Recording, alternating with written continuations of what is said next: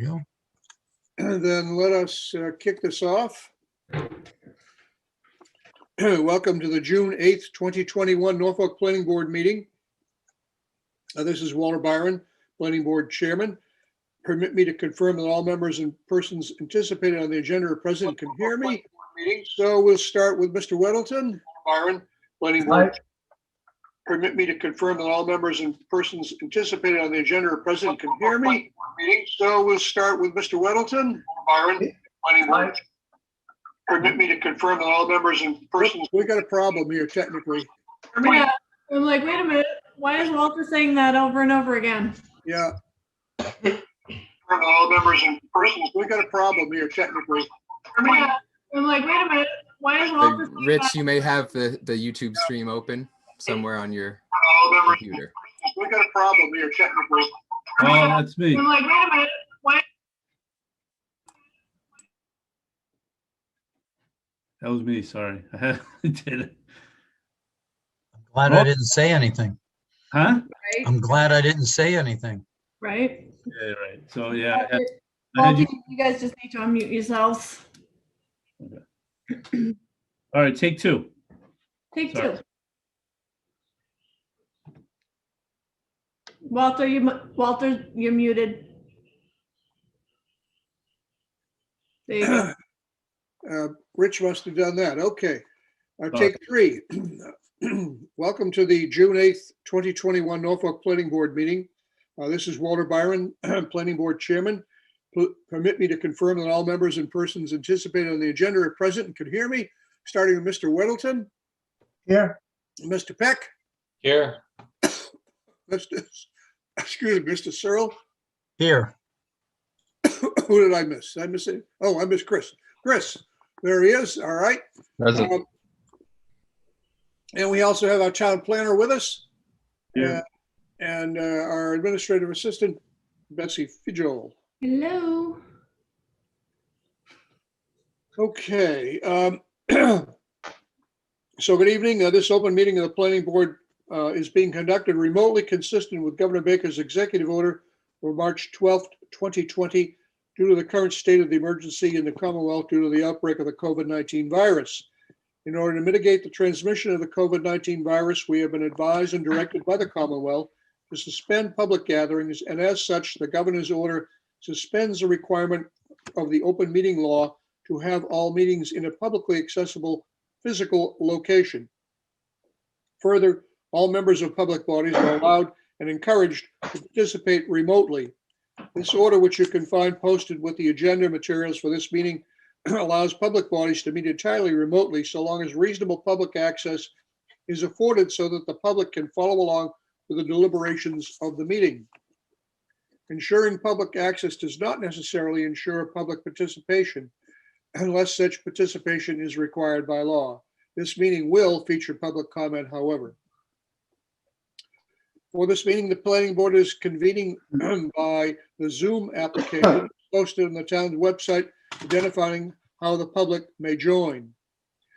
Please note that this meeting is being recorded and some attendees are participating by video conference. Accordingly, please be aware that other folks may be able to see you, and take care not to screen share your computer. Anything that you broadcast may be captured by the recording.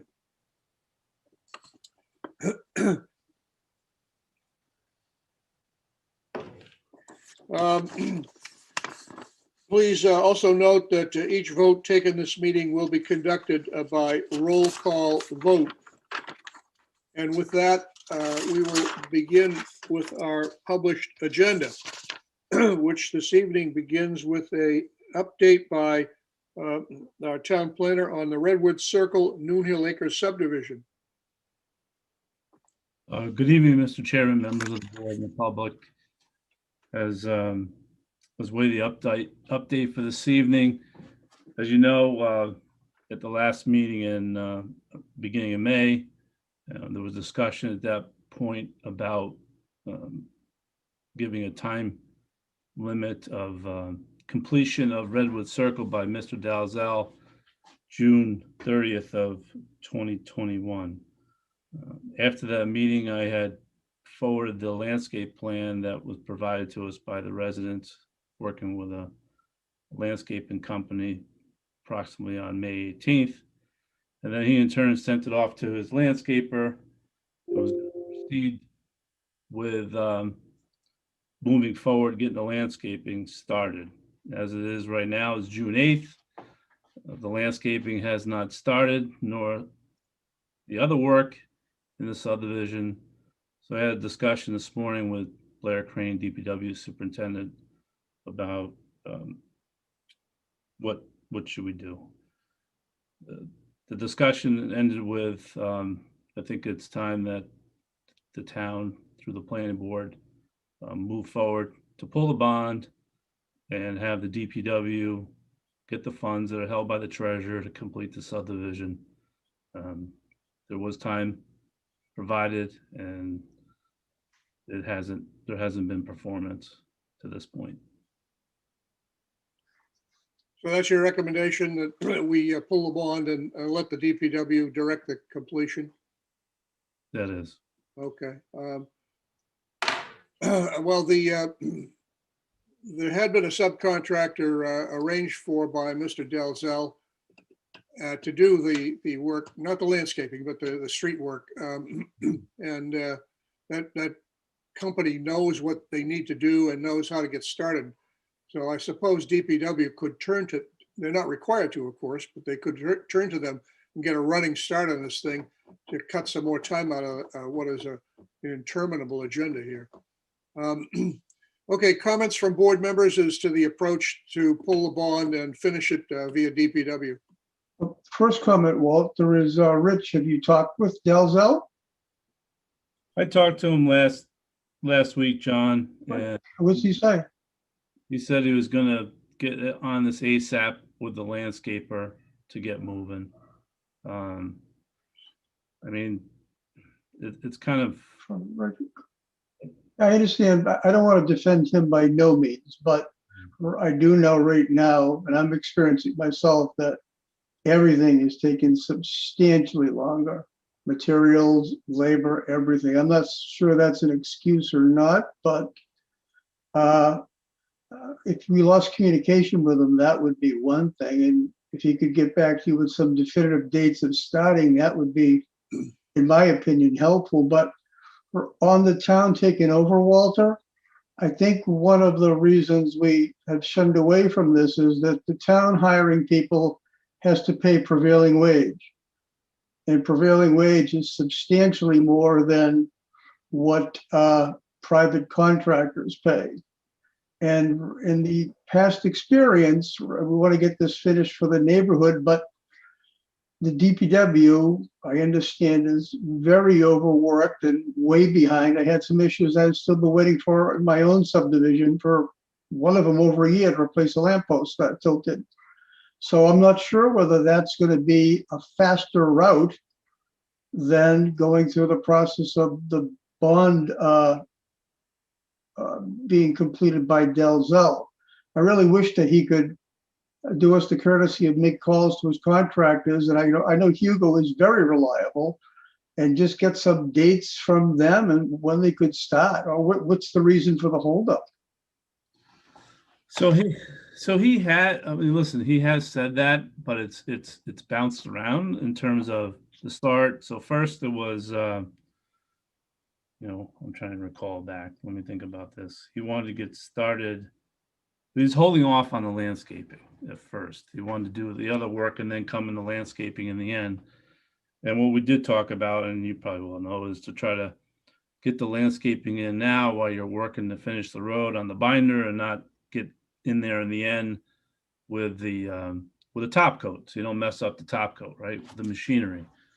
So that's where we had started to move them that way. And then I don't know if some of these other contractors, what their schedule is, John, but I understand. Just, it's a lot of, so let me say this.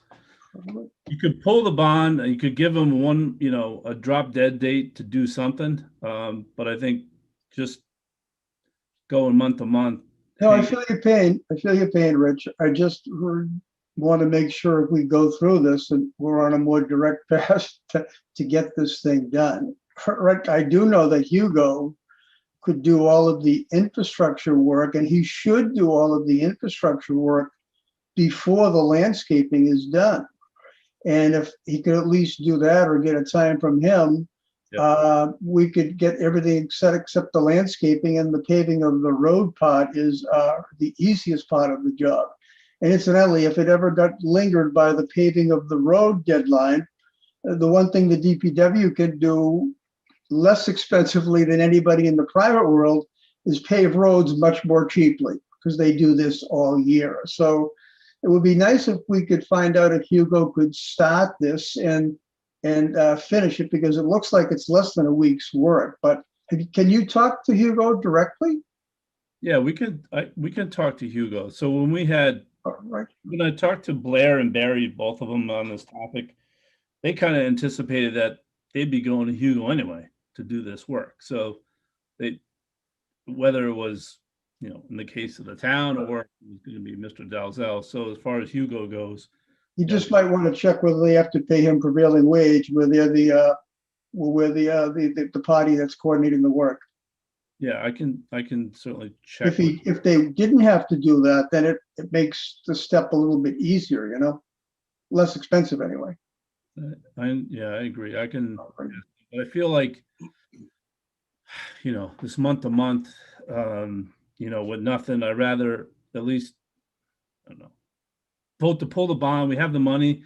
If I can get some action from Dave, great. But I know I'm just dancing around on this. It's just kind of frustrating. So How long does the bond pulling process take? If we make a decision now to pull a bond, when do you have money to engage people to finish the work? well, in this case, it's actually being held by the treasurer in a bank account. So it's Is it instantaneous? yeah. I mean, it's a matter of, you vote. We write a letter today, June 8th. Plan voted to find him in default to pull the bond, and we provide that letter to the treasurer, and then the money's Like in everything, Gary, there's always a legal challenge. So he'll be copy on the bond pulling and a letter from an attorney. I don't know if it's happened in this town, but previously a letter from an attorney contesting the pulling of the bond makes things months and months away. That's a possibility. Yep, it is. Yeah, right. So, That's why I'd rather go down this route, but I certainly see Rich's frustration. I've been along here too, waiting, so.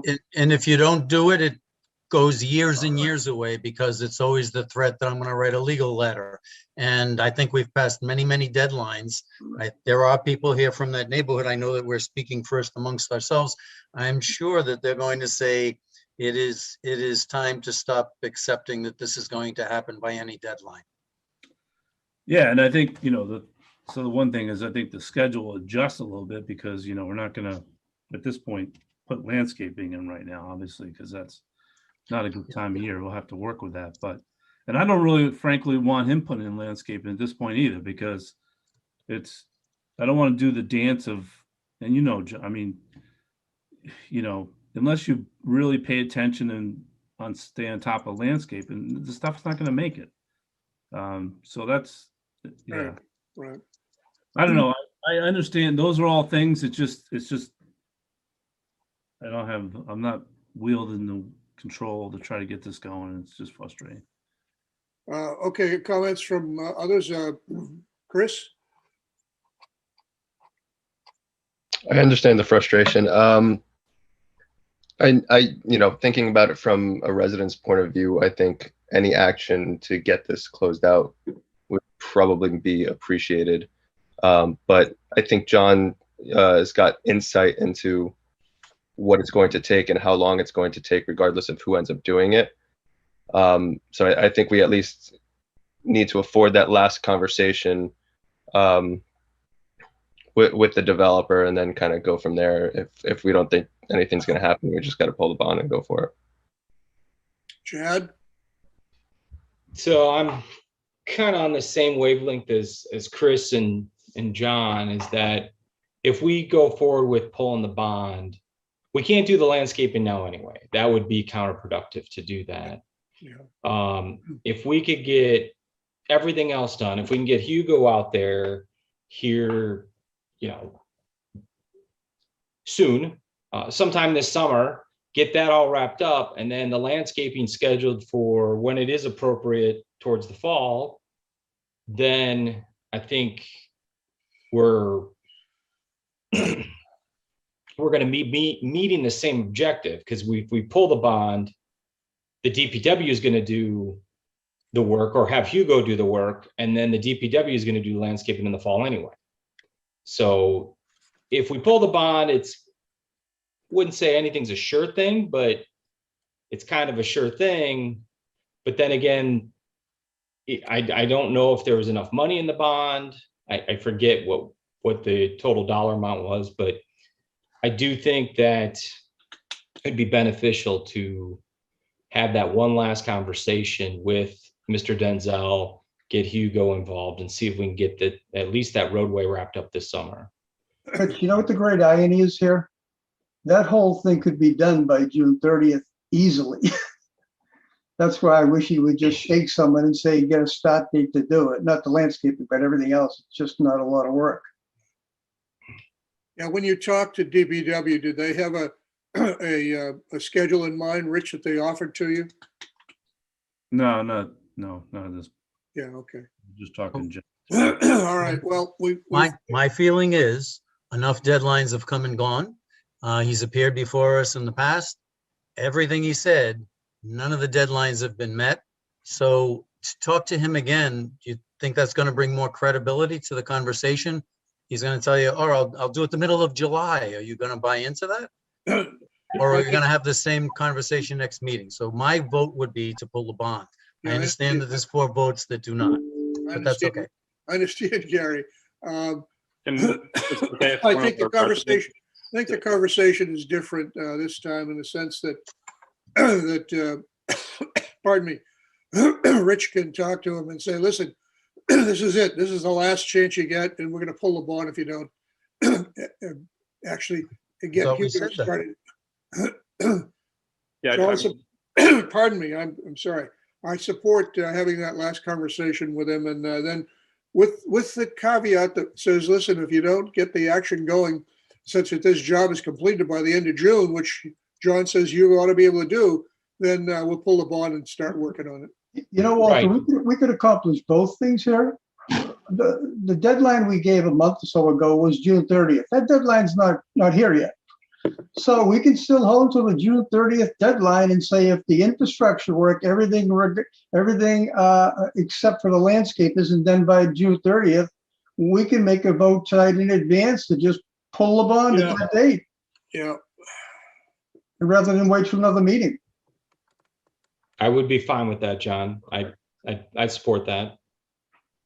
Yeah, sounds like a absolutely. good plan to me. I mean, so I'm one of the residents, and Anella and John are on the call, and we've been here each month. And I think some of the conversation to me is similar to what you've discussed in the past. So I think you've been very reasonable to get Mr. Dalzell to attend one meeting, maybe 3 or 4 months ago, and to give various deadlines that haven't been met. And then we've been reasonable to say that we'd adopt the cul-de-sac, and we'd, forego some of the original plans to make it easier and faster. And I think it's kind of, I have a 2.5-year-old and a 4.5-year-old, and I know if I tell them not to do something or there's consequences, and then, it's time after time after time, there's no consequence. They just keep doing whatever it is. So I would probably use an analogy like that. But the concept that you just said, Mr. Weddleton, about having it voted ahead of time, like if there's no movement by June 30th, if it's not done, then the bond is maybe pulled July 1st. To me, that's a compromise if you don't want to just pull the bond. But I just know, like, for you have these meetings a lot of times, and you have lots of things on your plate, so you won't remember the previous discussions. But since it's us and concerns our neighborhood, we remember that you've had the same discussion like some months in the past. We'll give him one more chance, or do this, or whatever. And for whatever reason, it doesn't happen. We don't really know why, but anything that you can do to help us to actually get it accomplished would be greatly appreciated. Yeah, and I'll follow that up with what Bill was saying. I mean, it's pretty obvious that there's no motivation here. Mr. Dalzell's been given many chances. There's no motivation, and I don't know what the lack of motivation is stemming from. But the issue is like, if we keep on waiting like this, the prices keep going up, and eventually the buying power of the bond goes down. So I think it's also in the town's best interest to try to get this sealed up and completed as soon as possible. I mean, it's already been, I think years ago, probably 10 years ago, is when this whole bond thing was taken out, right? And so the money that's been set aside was set aside for those, those prices 10 years ago, and obviously things have gone up a lot. So that's my 2 cents. Let's try to see if we can get this some closure on this. And I really appreciate everything that the board's been doing. You guys and Rich and everything like that. You guys have been going to bat for us. So I appreciate that. Anyone else care to comment before we move? Well, yes, thank you, Mr. Chairman. I just want to thank everyone for everything you're doing. I'm in agreement with Bill and Jonathan. My question is the following. What else could we ask Mr. Dalzell that we haven't asked yet? What is it that we haven't asked? Maybe Mr. Weddleton could tell me, because I seem to remember that we have had a list of questions for him, and I don't know what else we could possibly ask so that this could move forward on his terms. What is that question that we don't have the answer to? Whatever it is, it escapes me. So I think at this point, I would propose that Mr. Whittle make a motion to the effect of his discussion a moment ago about a June 30th deadline. Just a question for the board. Will we vote to pull the bond if things don't happen? The people in favor of paving the road by that June 30th, where the landscaping cannot be done, or in people favor of waiting until the fall, which would be September, so the landscaping can be done first before the paving is done? So Keep in mind when they, yeah, so the machinery doesn't screw up the top coat. yeah, and just, Walter, this is all light equipment. It's rubber tired, so it's not necessarily going to do any damage to a finished road. Yeah.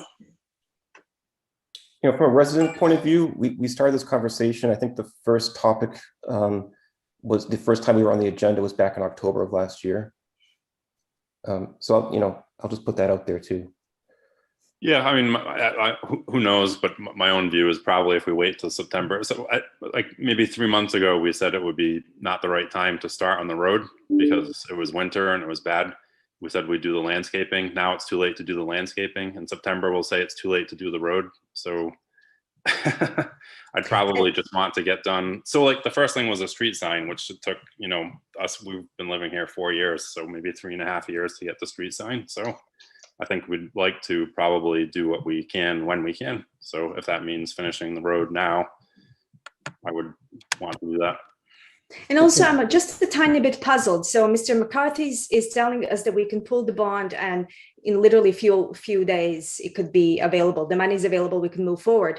Whereas Mr. Weddleton is telling us that that's a complex process. So I'm just, I don't understand this kind of lack of agreement on this particular project. I actually didn't say it was a complex process, but to make that decision, there's an understanding, or should be, that there can be a legal challenge, number one.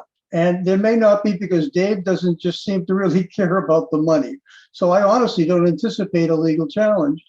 The other thing is, you shouldn't think that because we pull the bond, the DPW will have this all done by July, because my guess is they probably won't.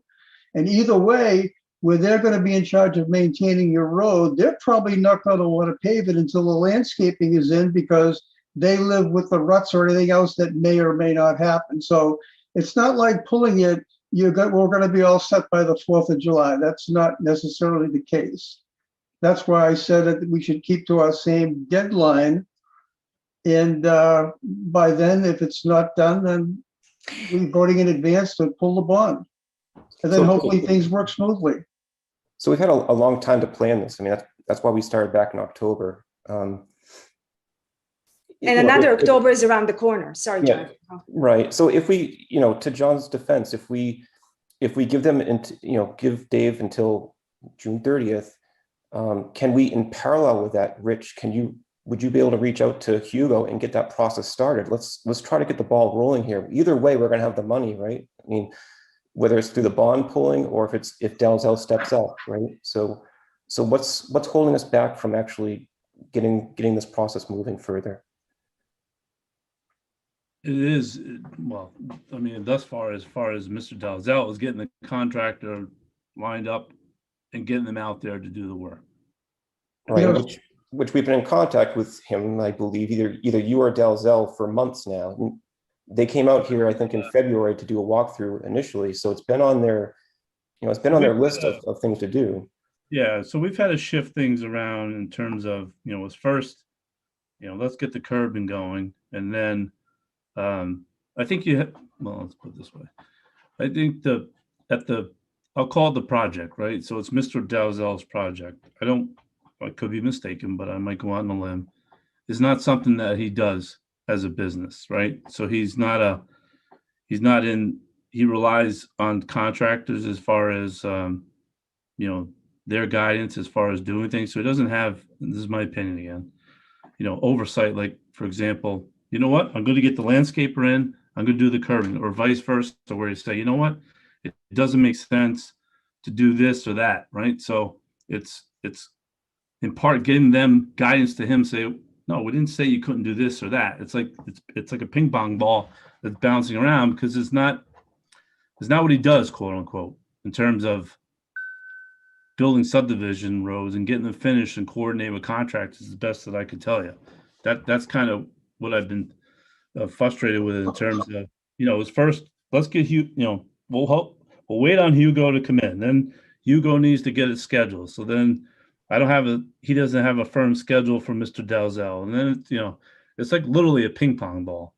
And, Rich, we set us up for an issue anyway if we voted tonight to pull the bond now, where we have a public meeting and a vote saying we were going to give them a deadline till June 30th.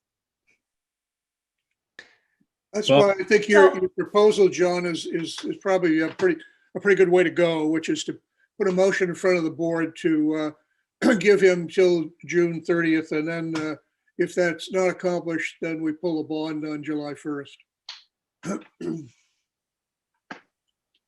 Yes, All right, I will make a motion that all the punch list items in Mr. Dalzell's subdivision be completed in full by June 30th, with the exception of the landscaping, or the bond shall be pulled that next day, July 1st. Do we have a second? Second.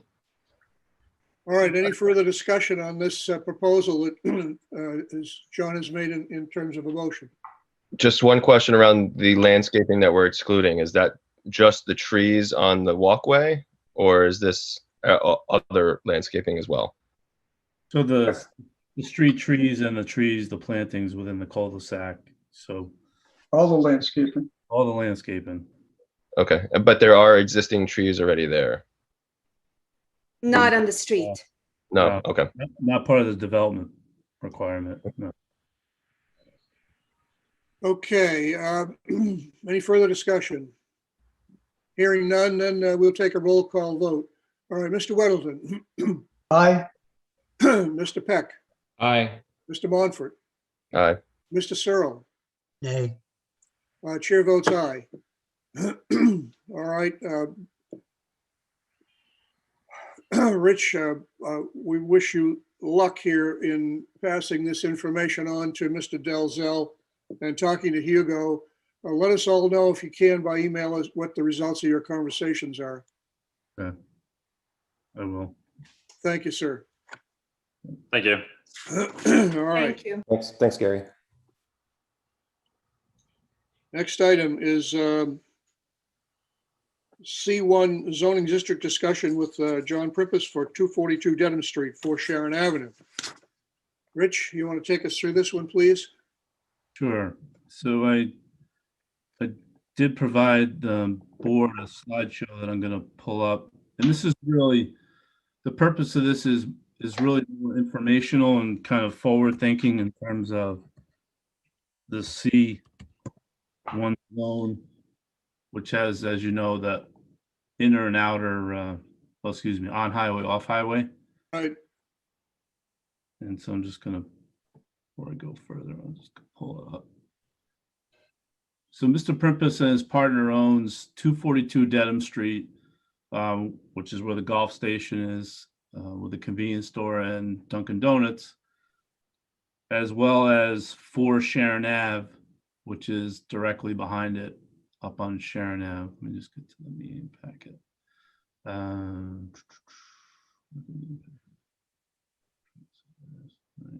a second. Just sorry, should have this loaded up.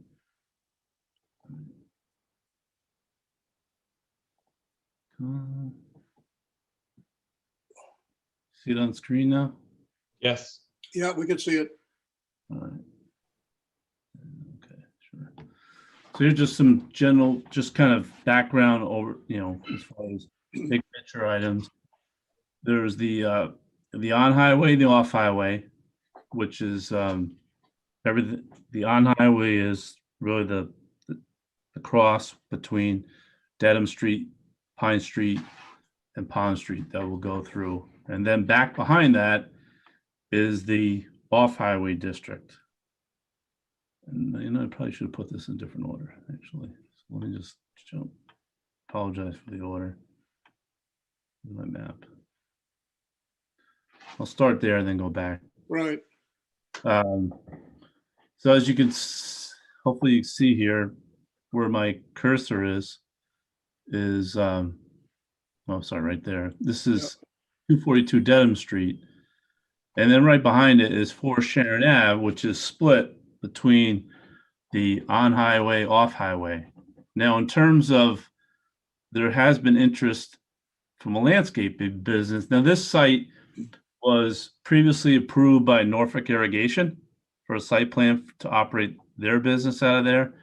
They subsequently sold it to Mr. Primpus. I don't know exactly. He probably can chime in. But so he owns it. So Mr. Primpus originally reached out to me and said, hey, I got a landscape business wants to go into 4 Sharon Ave. What can I do? Can they go in there or not? And so as we got into the discussion of it, let me go back to the bylaw.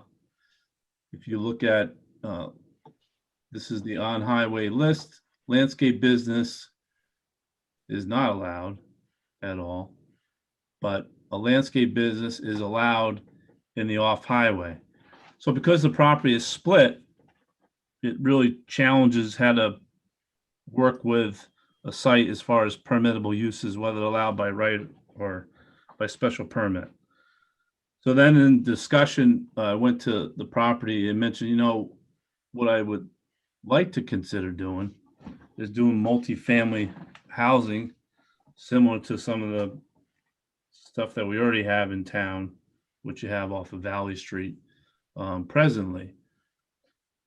And so I said, well, there was a proposal to have a portion of the off-highway rezone last year that was brought by citizen petition that didn't pass town meeting.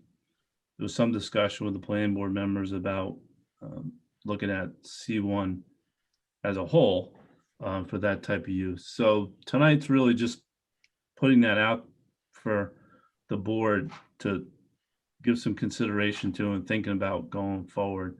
As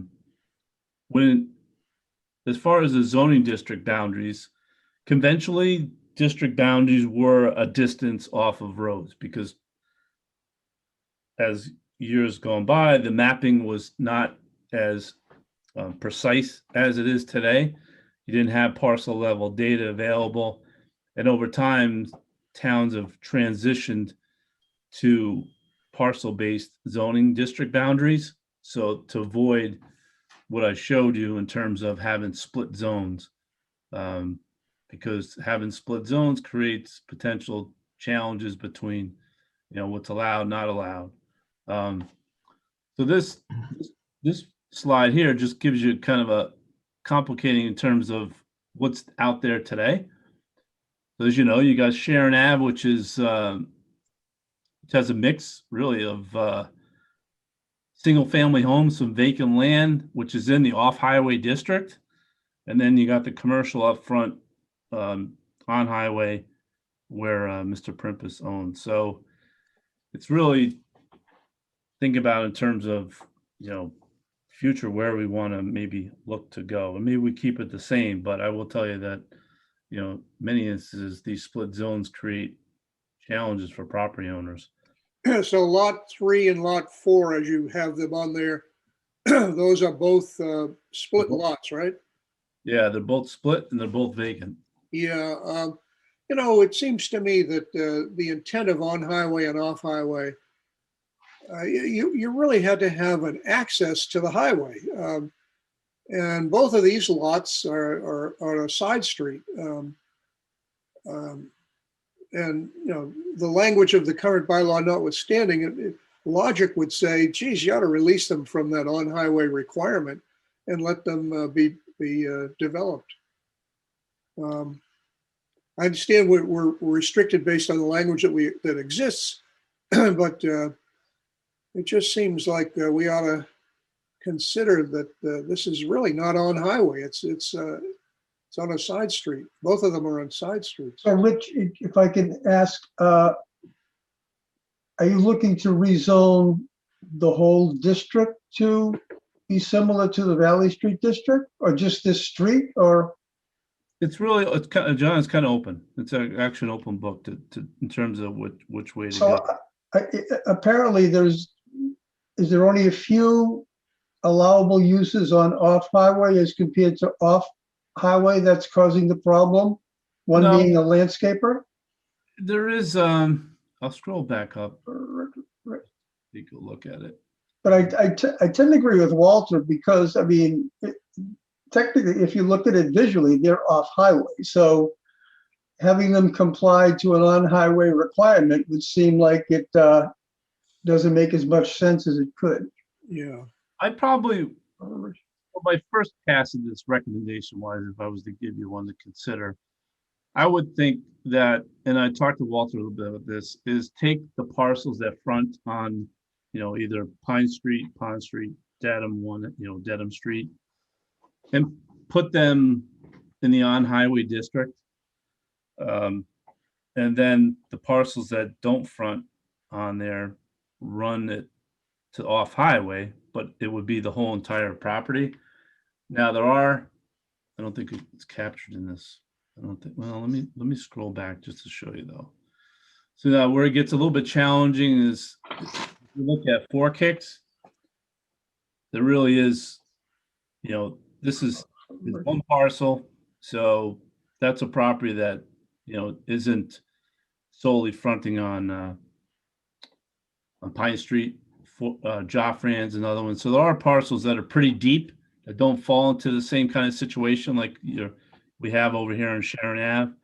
But there are some that are split again over here on Dedham Street. So, maybe a first pass is just rectifying the zoning to try to put them either, well, probably all on highway actually, if they front on the on highway. And then think of, the next, as far as whether the issue of the multifamily housing, whether that makes sense or not long-term or not.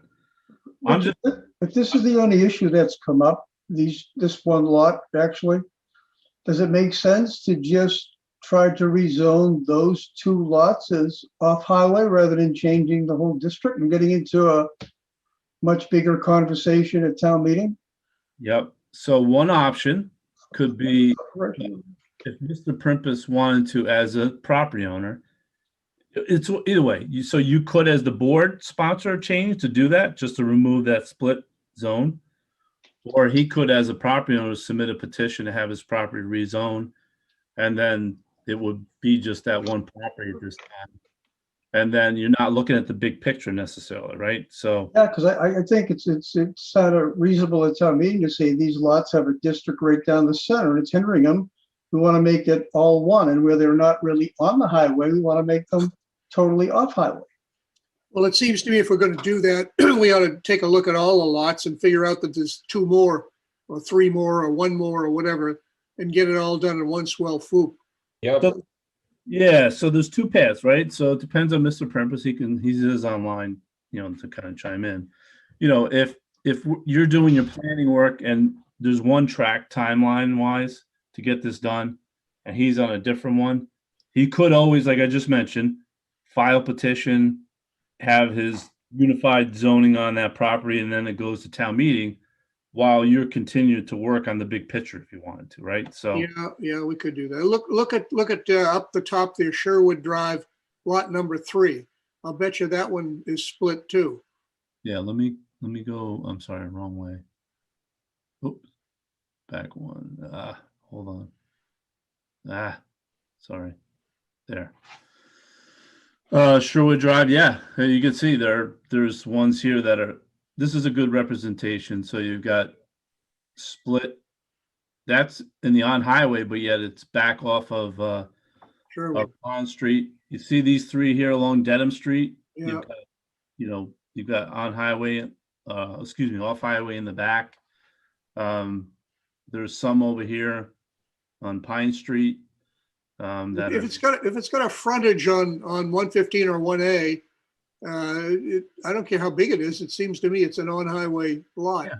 Yeah, why is that back half of a lot considered different than the 2/3 that's right on the main street? So I'll recap what I said earlier. Yeah. So when this zone was created, Yeah. the town at the time said, hey, 300 feet off back is the on-highway district. Got it. Okay, so they set a dimensional distance for that district. Yeah. And when they did that, it wasn't looking at parcel level. Wouldn't you think it makes more sense that the lot would have to have egress to the main street and frontage on the main street? Right, exactly. Yeah. It's the same lot. Right. It's the same. What's the expectation around a lot like the ones that are right adjacent to Old Pond Street, near the word old? There's 3 lots that 1/3 of them is off the 300-foot mark. Yeah, it seems to me that all of that, each of those lots, all of it is on highway. Yes. It seems like they use the improper criteria for trying to distinguish what is on highway. Yeah. Well, they did, as Rich said, apparently they didn't have the layout of all the properties that they could look at to make that decision. They just did the best they could at the time with just an arbitrary 300-foot swipe. Yeah. And it's a very, just so you know, I don't want to disparage the prior planning that's going on in town. It's a very common technique that's been done throughout the years. It's just where we've evolved now, where we have parcel level data, you can draw a line, that imaginary district boundary to tie it to parcels.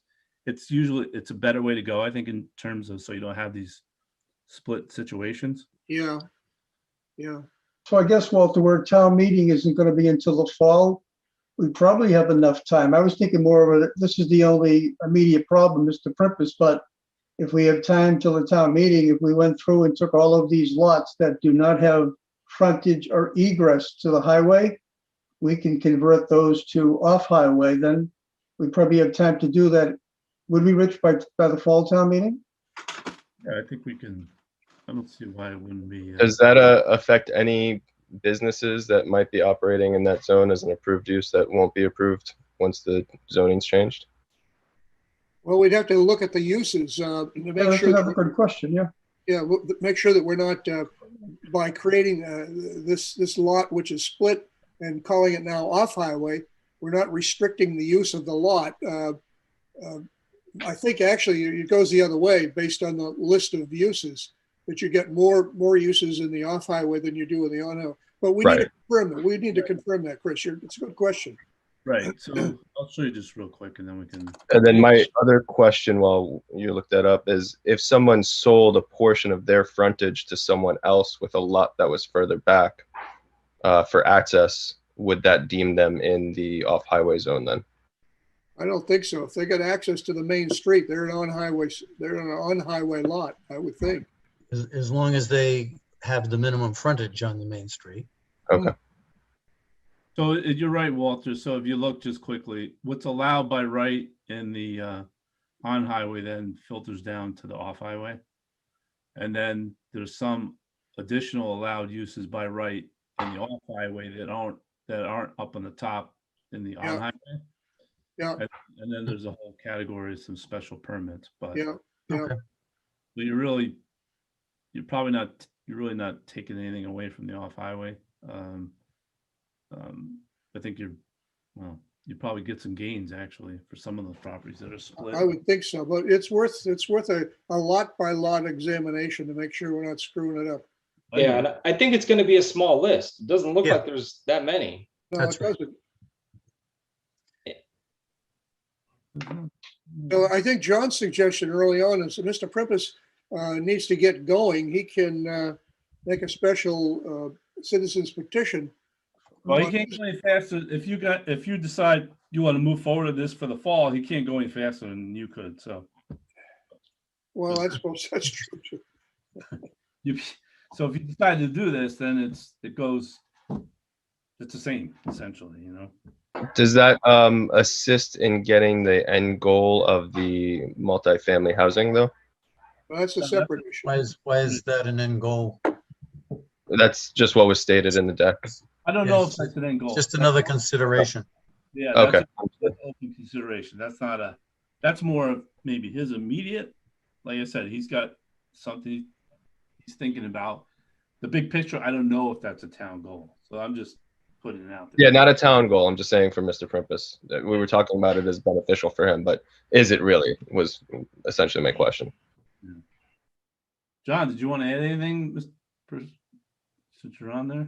You are in here, aren't you? Primpus, John. See him. Oh. Is he on with us? Yeah, he's there. There. He's up, just coming off of mute.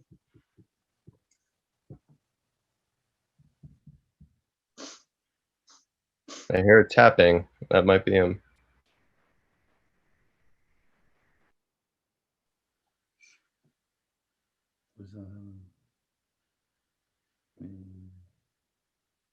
Technical issues.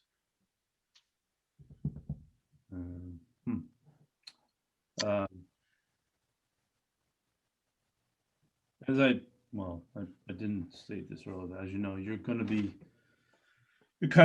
moving towards doing a whole master plan. So you're going to be doing a larger planning exercise going forward. I think district boundaries kind of are outside of that in terms of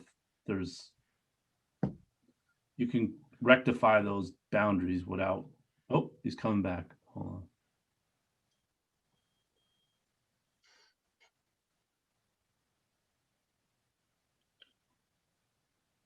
Can you guys hear me now? Yes. Yes. Yeah, sorry, something's wrong with my laptop. So to go back on, I think Chris asked the question. So, so our end goal, so it's one of two things. So obviously we have the property at 242 Dynasty, which is a little over an acre. So, hypothetically, Rich had mentioned about a landscape business. I mean, yeah, that's great.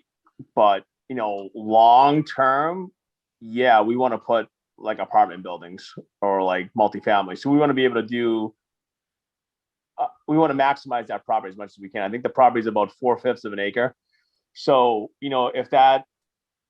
if we need to combine the lots of both 242 Denham Street so that it's easier with the bylaws or whatever we need to do, we're long-term, we're looking to put residential apartments back there so that we can maximize our property. I mean, you can see, we were saying to Rich, Bill and I were saying to Rich when we met with him about a couple weeks ago that, I don't know if you guys know where Leo's Pizzeria is in Walpole, but what that owner currently is going to be doing, and they're going to be basically tearing down their building and putting a 4-story building with underground parking and about 9,000 square foot building. So, I mean, we're not looking to tear down our existing gas station, but we're looking to probably build behind it if we can, seeing that there are other residential homes on that street. So that ultimately is the end goal. Like we're looking to put, however many apartment buildings or multifamilies that we can on that property. Okay, thank you for that. Well, that's a much different issue than on highway and off highway. Sure is. Well, they're related. We're gonna get the on-highway, off-highway issue resolved before we can even tackle that, I think. Yeah, I guess my only question with the on highway and the off highway, I think we mentioned this to Rich. He wasn't 100% sure, but I guess so. If this did go to town meeting and like let's say the residents didn't vote on it, I mean, if we legally combined for Sharon Ave and made it all part of 242 Dedham Street, then that entire property would be on highway. I guess my question then becomes is, and I didn't see this in the bylaws that Rich had sent over, and I briefly read through the bylaws tonight. Are we then able to do apartments based on the square footage of our existing station? No. So Rich, this would be similar. This would be similar to what I'm looking to do in the center of town. Yeah, it's not allowed. It's not allowed in that zone. So actually, just one clarifying point, John. Even if you combine the zoning district boundaries, it's still there. So it still would split it unless we change the boundary. So I think you'd be better off leaving the lots separate and let us deal with the split lot issue first, get that out of the way, and then come at it with a second issue, which is can we have multifamily housing in the C1 district? Excuse me. Yeah, that's fine. I think clearing up all of the zones, the lots that are broken in the middle is definitely a planning board issue. And something hopefully we can fix up by town meeting. I think rezoning something in full, the whole district to have residential, which now is currently 4+. That's a whole different issue that probably would be best served by having a petitioner's application to town meeting and see if they can get it passed that way.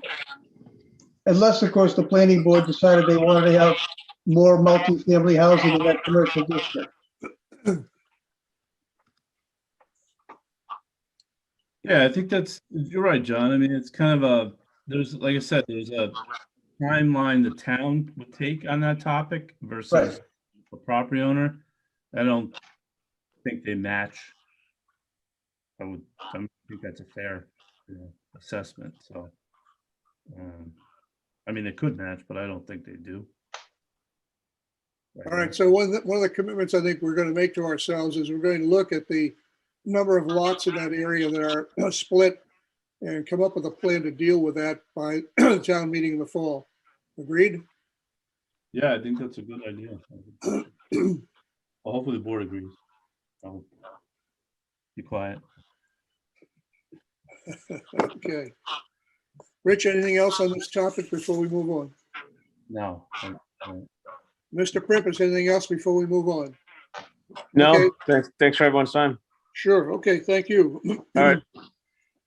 All right, next item on the agenda is Willow Place A&R plan. Rich, you want to put the drawing up there for us? Sure. Actually, let me go in the chart and change things first before I put it up. Just as I'm putting it up, Jim, I know you're on the line. Did you happen to see my email as far as the questions I raised in terms of? All right, I have the plan up on the screen.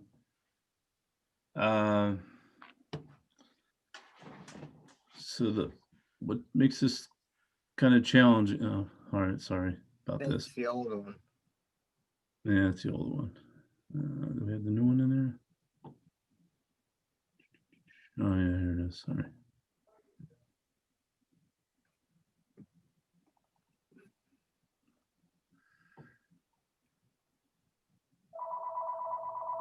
So there's, if you can see the bottom where my cursor is, where is Willow Place.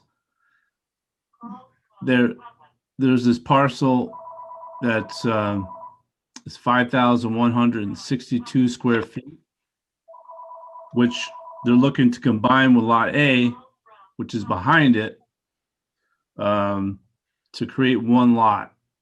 Now, those lots combined still are not they don't meet zoning, so it would have to be, which they did add a note to this plan.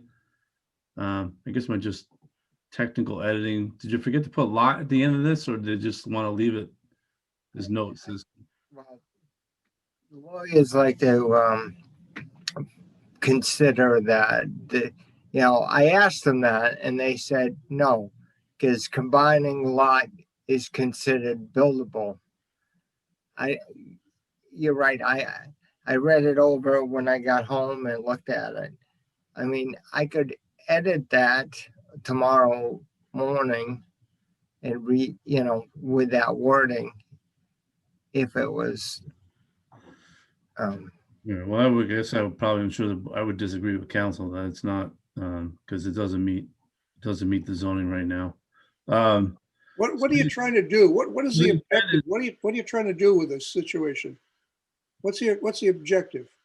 Well, the objective, there's a line between the Upland Game Club and the Greaves. They're having a dispute on where the line is. So the Greaves, the trust of the Greaves has decided, okay, we'll give you the rest of the land where we think our lot is, and you just give us enough area so at a later date we can consider an estate lot off of Willow Place, because we will have enough frontage for the state lot, and we made sure we had enough buildable upland in that area Okay. for this. All right. So Rich, then what presumably we're looking at qualifies as down the road as an estate lot if we combine these two pieces, right? Yeah, that would be, correct. The critique of the plan, as I mentioned, is a couple things. One, I'm not sure if I agree with that note. Not a buildable lot. It's not a buildable lot. I mean, I suppose you could endorse the plan and then argue it later, but it would make sense to put not a buildable lot. The other thing is this stone wall that you see here. If you see my cursor there. Yeah. That's really going away, and that is a former lot line. So this all is one lot. Yeah. Which on record. I just find these kind of, I don't know. I don't want to.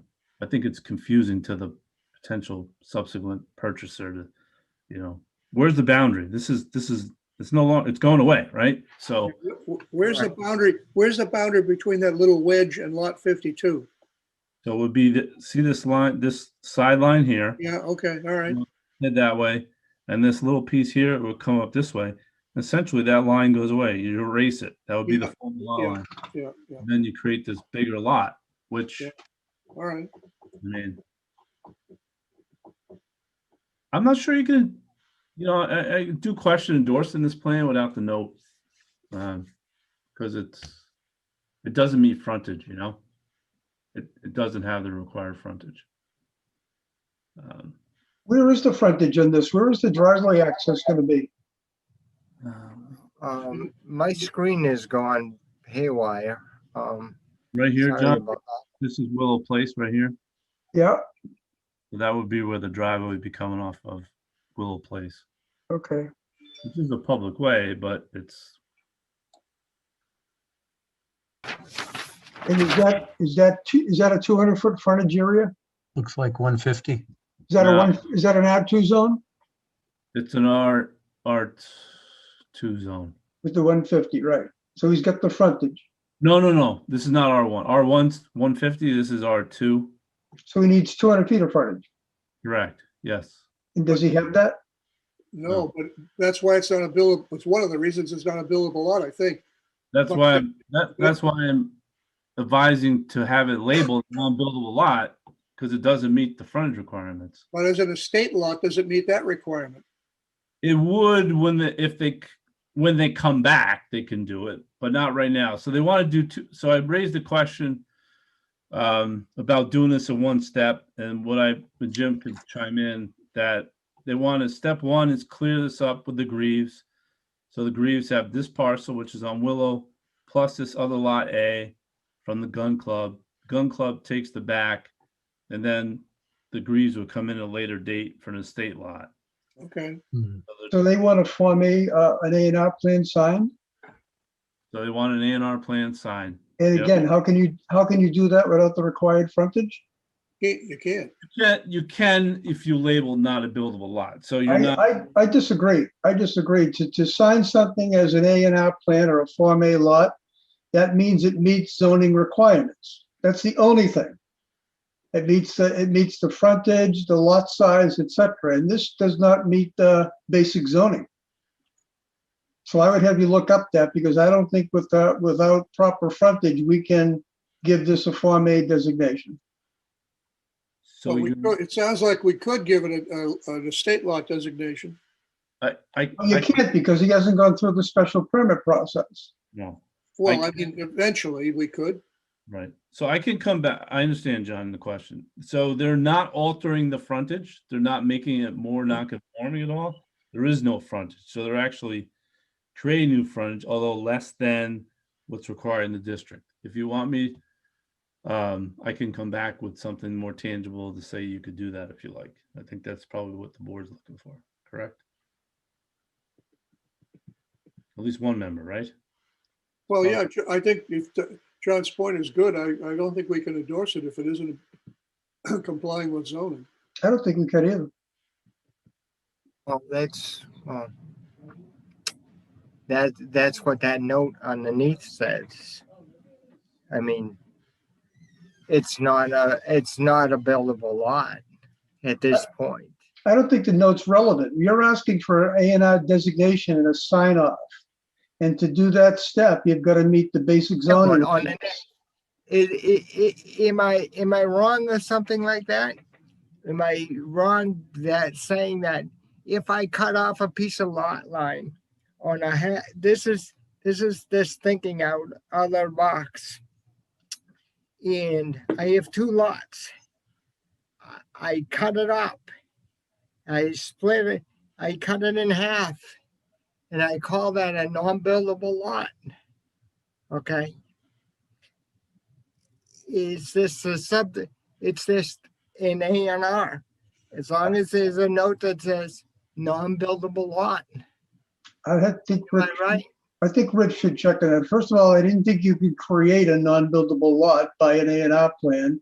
And secondly, I'm not even sure you can do an A&R plan without the proper frontage just by putting a label there.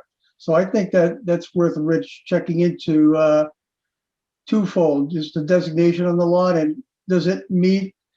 I mean, if you look at the state rules, Jim, on a Form A lot, it's got to have the requirements for the town to be, not to say it's buildable, but an A&R lot is not a buildable lot. It could be definitely not a buildable lot.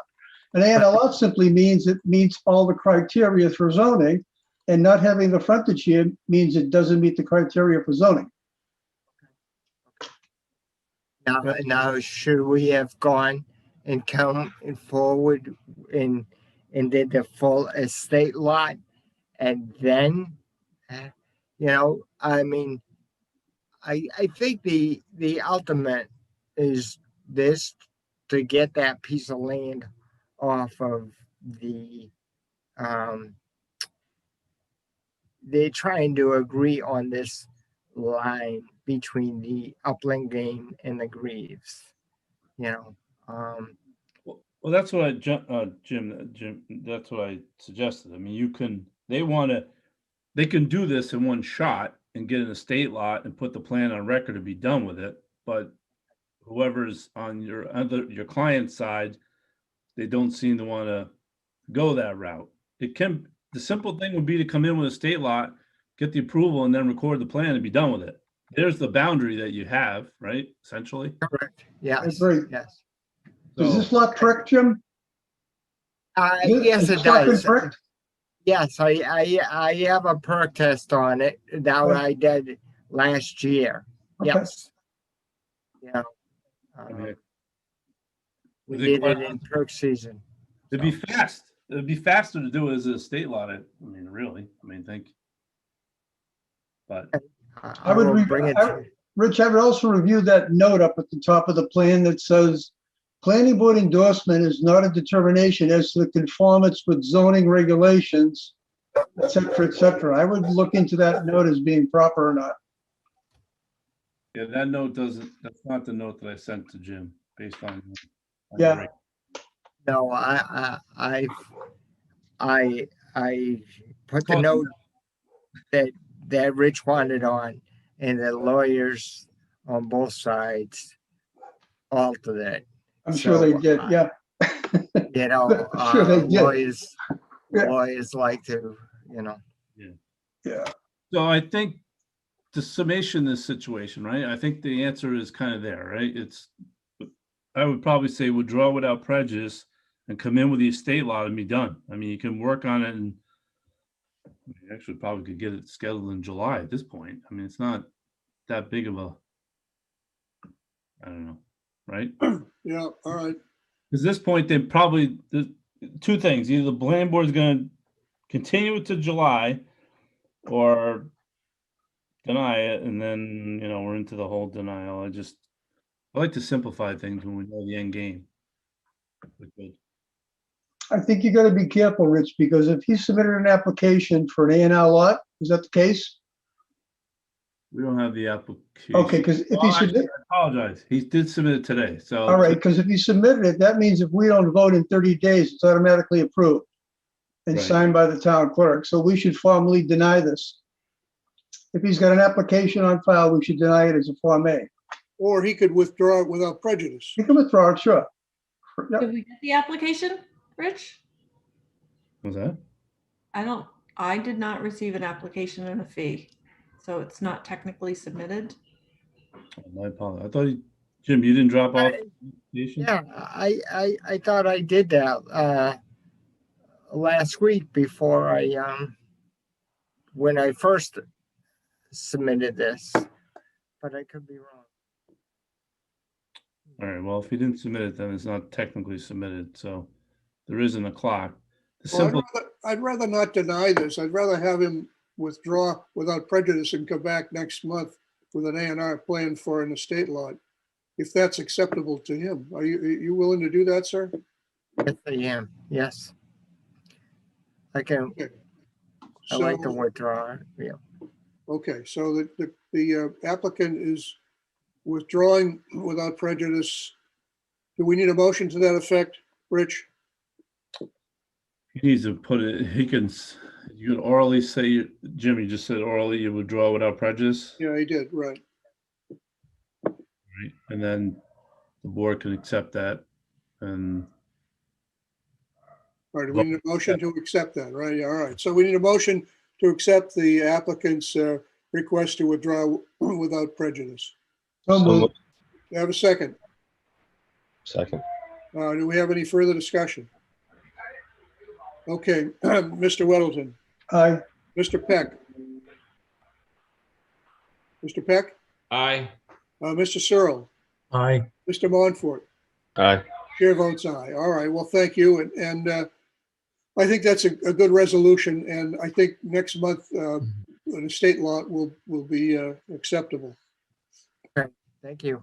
You're welcome. Thank you. Have a good All right. evening.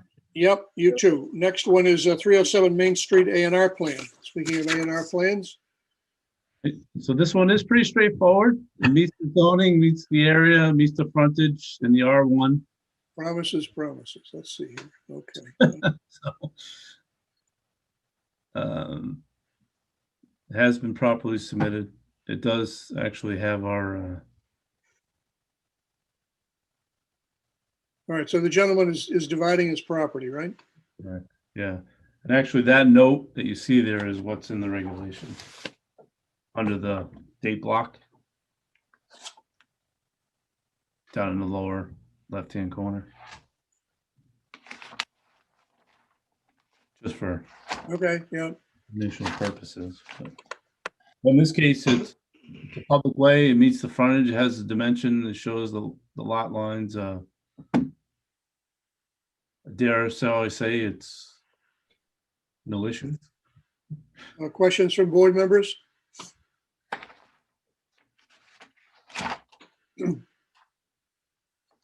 Oh, Chris, any questions? No?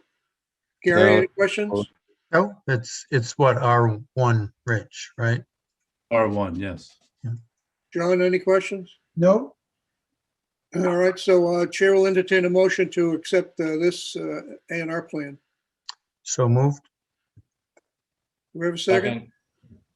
All right, all in favor, Mr. Weddleton, aye, Mr. Peck, Aye. Mr. Searle, Aye. Mr. Montfort. Aye. Chair votes aye. Okay, that was pretty straightforward. Next item on the agenda is associate member interview. We have a second candidate who has raised his hand here. However, before we get to Mr. Sullivan, I think we owe it to Mr. Hunter to hear him first. And I'd like to have Mr. Hunter offer his comments. He wished to make a comment to the or two to the board, and this is his opportunity to do that. Mr. Hunter.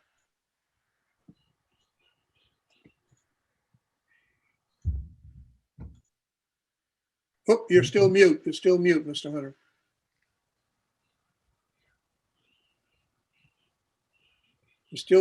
You're still on mute.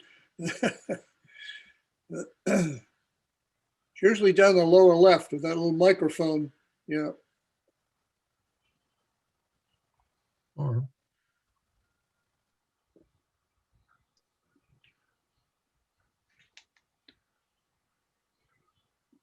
Rich, can you do it from your end?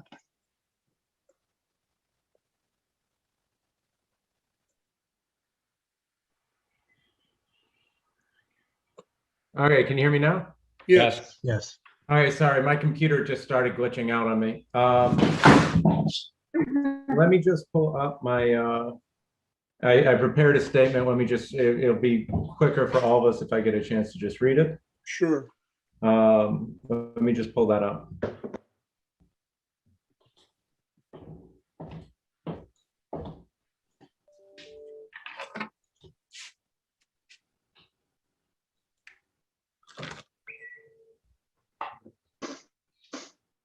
Okay, so I'm just going to get into it.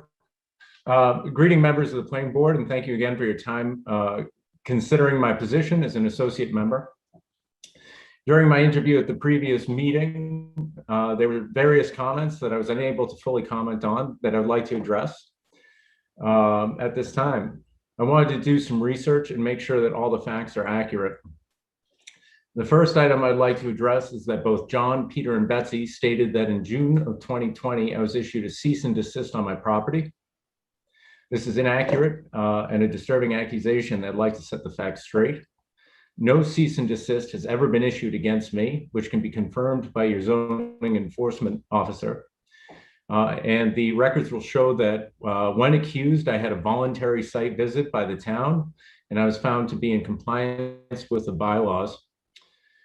Since this last meeting, I've once again invited the town out for a voluntary inspection, and once again, I was found to be in full compliance. I think it's important to note because it highlights my willingness to cooperate, which has been questioned by people saying I'm unwilling to make concessions. As to the timing of my application, which was directly questioned, I would like to address that as well. It's no secret that I have an ongoing matter with the board. Any meeting affecting my own matter, I would of course recuse myself from. However, it would be foolish to say that the relation does not exist. So I'd like to explain it the way I see it. In the same way that moving to Pondville will help me better understand my neighbor's point of view, serving on the board as an associate member will help me better understand the board's point of view and concerns. My goal with my own project is to find a solution that satisfies all stakeholders, the town, the abutters, and my own business. My actions of moving to the neighborhood and applying for the board should speak for themselves as to my genuine intent of finding common ground. The next question I'd like to address, I think, is a poignant one. Is it appropriate to appoint someone with an ongoing matter? I would argue that yes, it is, as long as I am transparent about my matter. This is backed up by previous decisions of the board when they appointed Peter Spalby as an associate member to the board while he was actively being a staunch opponent of my own development. If it's appropriate to appoint someone who's actively fighting a matter presented to the board, it must also be appropriate to appoint someone who's actively fighting for a matter. My final comment's this. My interview didn't go as planned, as I was met with significant opposition. And yet I conducted myself with integrity and class. This is how I would handle myself as a representative of the town. I would hope that your decision be based on your own personal experience with me in front of the board and not secondhand information, some of which has already been proven inaccurate. Also bear in mind the fact that I've seen the other side of the board is another qualification I bring. It would be beneficial to have someone who has seen both sides. Thank you for your time and thank you for your consideration. All right, well, thank you, Mr. Hunter. One thing I would note, we have promised you a vote on your application this evening, but we have received another applicant, and I think it's appropriate that we listen to that gentleman's application. I absolutely agree. And I think it's very appropriate to hear anyone who wants to run a position. Sure. So that's what we're going to do. Therefore, we will postpone our vote until next meeting. Right. Thank you very much for letting me speak. Oh, you're welcome. All right. Well, thank you, Mr. Hunter. All right. Let's see. Our next candidate is Mr. Sullivan, and Mr. Sullivan's with us. So please, Mr. Sullivan, express your desire to be an associate member. Great, thank you. As Mr. Byron said, my name's Gary Sullivan. I live off of Park Street on Berry Lane on the Rentham-Norfolk border. I've lived here for 6 years. I've contributed time to other boards and committees, including the B1 zoning committee, which I believe you vote to disband tonight. I was on there for 10 months. In the process, learned a lot about zoning in the town and want to continue that process of learning. I came across the position because the select board put a call out for volunteers, and while this board didn't have that on the main page, there was a pretty lengthy sheet of available volunteer positions, and I feel with my current in status learning of our current zoning and what that means to planning, an associate board member would be more applicable to me than trying to run for a full position. So if you have any questions for me, more than happy to answer them to the best of my ability. Well, you mentioned that you've worked on other boards and committees. Or what are those? Sure. So I've been on the Cultural Council for 5 years. Since 2016, I currently chair that committee. We meet once a month and we handle taking in state money grants and distributing those out to local arts and cultural initiatives in town and our surrounding community. I also sit on the Town Government Study Committee, a committee also looking for members. That's chaired by Mr. Jonathan Smith, and we have put forth such initiatives during town meetings as changing select board name, cleaning up bylaws, a couple of different bylaws, and making other adjustments, small but I feel meaningful adjustments to our bylaws, and making recommendations to the select board as to things that we can look at to address transparency and communication in the town. And as I said, I for the last 10 months, I sat on the B1 zoning board and was part of that team that was able to get the zoning changes across the finish line there. Sure. Okay. A couple of other questions come to mind. One is, what is your educational background? So my education, I went to a nice private school here in New England, graduated late 90s, entered college, and I'm a tech guy, and the appeal of tech back, in 1999 was more appealing than college to me. So I never did finish college, but I remained in tech. Made a good career out of it, and moved here to Norfolk to settle down. So, All right, thank you. Questions from board members? You took my education question.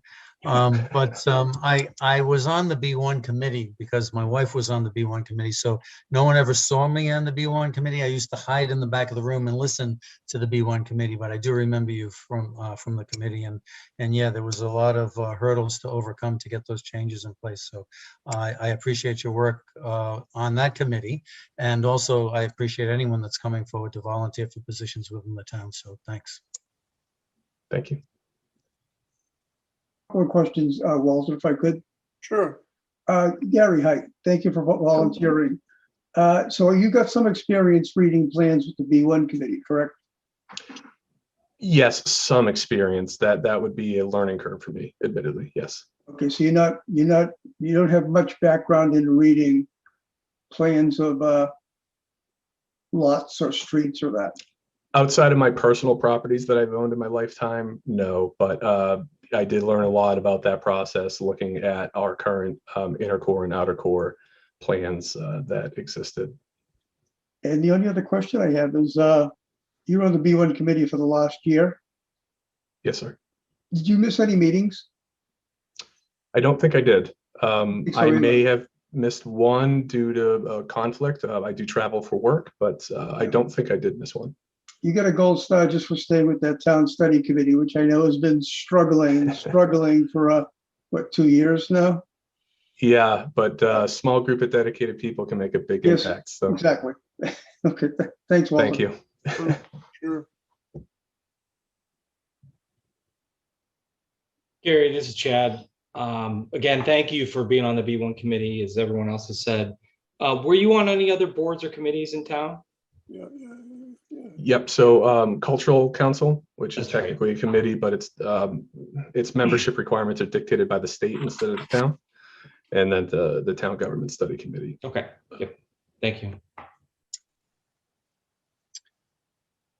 All right, maybe a tough question.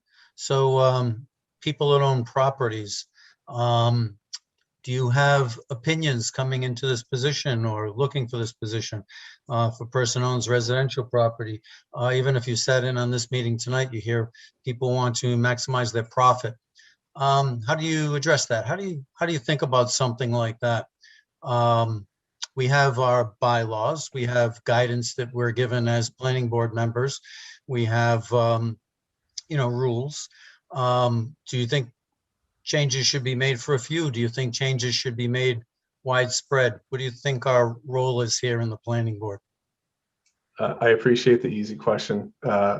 So my answer would be more about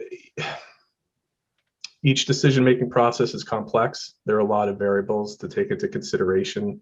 I think that trying to understand root cause of why this needs to be done, and your example to maximize profit, I'm not necessarily against that. I wouldn't take a stand against that just because of the profit initiative. But I would ask myself, is this in the best interest of the town? Is this in the best interest of the abutters? It's not just a decision that we make or that the board would make for one specific lot. It's more complex and nuanced than that. Okay. I have a question, and I'll jump on the thank you train as well. If you could change one thing in town, either by law or anything, what would it be? Started the process with B1, so got that was kind of a key driver for me joining that board. But I think right now, impossible not to crack. I think, and every other town in our area is trying to do the same thing, but really find a way to to evangelize affordable housing concepts that aren't necessarily what people think of when they think of affordable housing. There's some really great initiatives. I learned a lot in the B1 zoning process, learning about 40R and other type of zoning overlays that we could use. But I think that any sort of planning decision that could help foster a more appreciative atmosphere for affordable housing, and nice affordable housing that Norfolk would want, that would be the thing that I would focus on. Thank you. So I will say that you're probably getting more questions than anybody else has gotten coming in to apply for this position. And seeing as how we're asking you a lot of questions, can you say that you've been in a parallel situation as this? I know you've said you've been on other committees, but one that influences townspeople in their daily events. And you can, if you've sat in on some of these meetings, you can see that they get contentious once in a while. There's some heated debate. So sometimes it's not so much about keeping everybody happy. So it's more or less, I guess I'm asking, do you have a parallel from your workplace?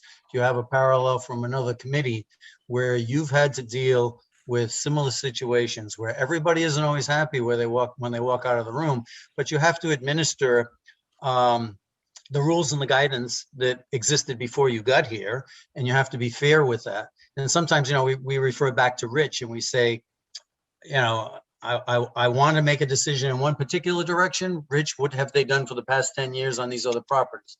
Are there times in your career, either at your current job, in another committee, in another capacity? I don't know, kids' sports. Tell me of some times Absolutely. where you resolved conflict and everybody wasn't happy. Yeah, so I kind of born out of the startup world in tech, and now find myself trying to do internal tech at a very large company. And that switch from having a small team where you're kind of like-minded and you pivot and make decisions and execute on goals, that's great to have. But switching to a large enterprise level company, there's a lot of decisions I make on a week-to-week basis that don't make everybody happy. It might not necessarily be the exact decision that I wanted to make, but it's the best decision that lines up with the team mission or the company values. So yeah, on my other town committees, that really hasn't come up that much. We'll have cultural council grants, and a potential grantee is trying to be edgy with art, and we have some disagreement, and the board does a split vote, and the person gets the grant by by a simple majority, but not so much in my town dealings, no, but definitely at work. Yes. Good, thanks. All right, any other questions from board members? Well, if not, then I thank you. Does anyone from the audience care to say anything? All right, hearing none, Gary, we thank you for your application. We will take it under advisement, and at our next meeting in July, we will vote, since we have two candidates, and pick one and thank the other one. So thank you very much, Gary, and thank you, Nathaniel, and we will see you both in July. Yeah, great. Thank you. Thank you very much. Okay, thank you, Nathaniel. All right, next item is vote to disband the B1 zoning working committee. But I think before we do that, we need to say very much, thank you very much, all of you, for your diligence over that 2+ years. And the list of people that we're thanking, I believe, begins with Aaron Hunt, who was a planning board member, Kevin Calcutt, who was a select board member, Josephine Kordahi, who was a zoning board of appeals member, Devin Howe, who was a former zoning board of appeals member, Eileen Segal and her husband, who was in the background hiding, that's apparently, right, Gary Searle. Eileen was a Board of Health member, Jeff Kane, former Board of Health member, Susan Klein, advisory board member, Stephen McDonough, former advisory board member, Ed Haddad, a citizen volunteer, Gary Sullivan, a citizen volunteer, and Janine Dubuque, a former citizen volunteer. So thank you one and all for your efforts. It was a tough pull, but all of those recommendations in terms of zoning changes were accepted at the last town meeting, as you know. Now, since the the committee has served its purpose very well. It is time to take a vote to disband. So the chair will accept a motion to disband the B1 zoning working committee. So moved. Do we have a Second. second? I'm sorry. Second. Did I hear a second? Yes, Chad. Chad, okay, thank you, Chad. All right, on the motion to disband the B1 working committee, zoning working committee, any discussion before we take the vote? Hearing none, all right, Mr. Weddleton, Aye. Mr. Peck, Aye. Mr. Searle, Aye. Mr. Montfort, Aye. and chair votes aye, and thank you one and all. All right, next item is vote to release lot 23 Chickatawbut Avenue from covenant dated February 21st, 1978, and recorded at book 5439, page 500. Rich, you want to tell us about this one? You're muted, Rich. He did that on purpose. Yeah, it was exactly. The town, our department was contacted by a closing attorney on the property at 23. Chickatawbut is under agreement to be sold, and upon the title examination, they found that that lot wasn't released from the original covenant for that subdivision. It was released but never recorded. I'm sorry, clarification, released but never recorded. So this is really just an administrative matter to sign the release and have it recorded and clean up the title. That property has passed papers several times since it was originally built, so it wasn't caught until now. All right, so what form should our action take tonight, Rich? What should we do? Should we have a motion to release the lot, a motion to release and record, or what's the proper language? A motion to sign, execute the lot release, and then they'll record it, put it on record. All right, so chair will entertain a motion to sign and release the the lot 29 from the it's the Noon Hill development, right? Noon Hill. Yeah, Noon Hill Estates, Walter. Noon Hill Estates, right. All right, so chair will entertain that motion. Anyone care to make that motion? So moved. Do we have a second? Second.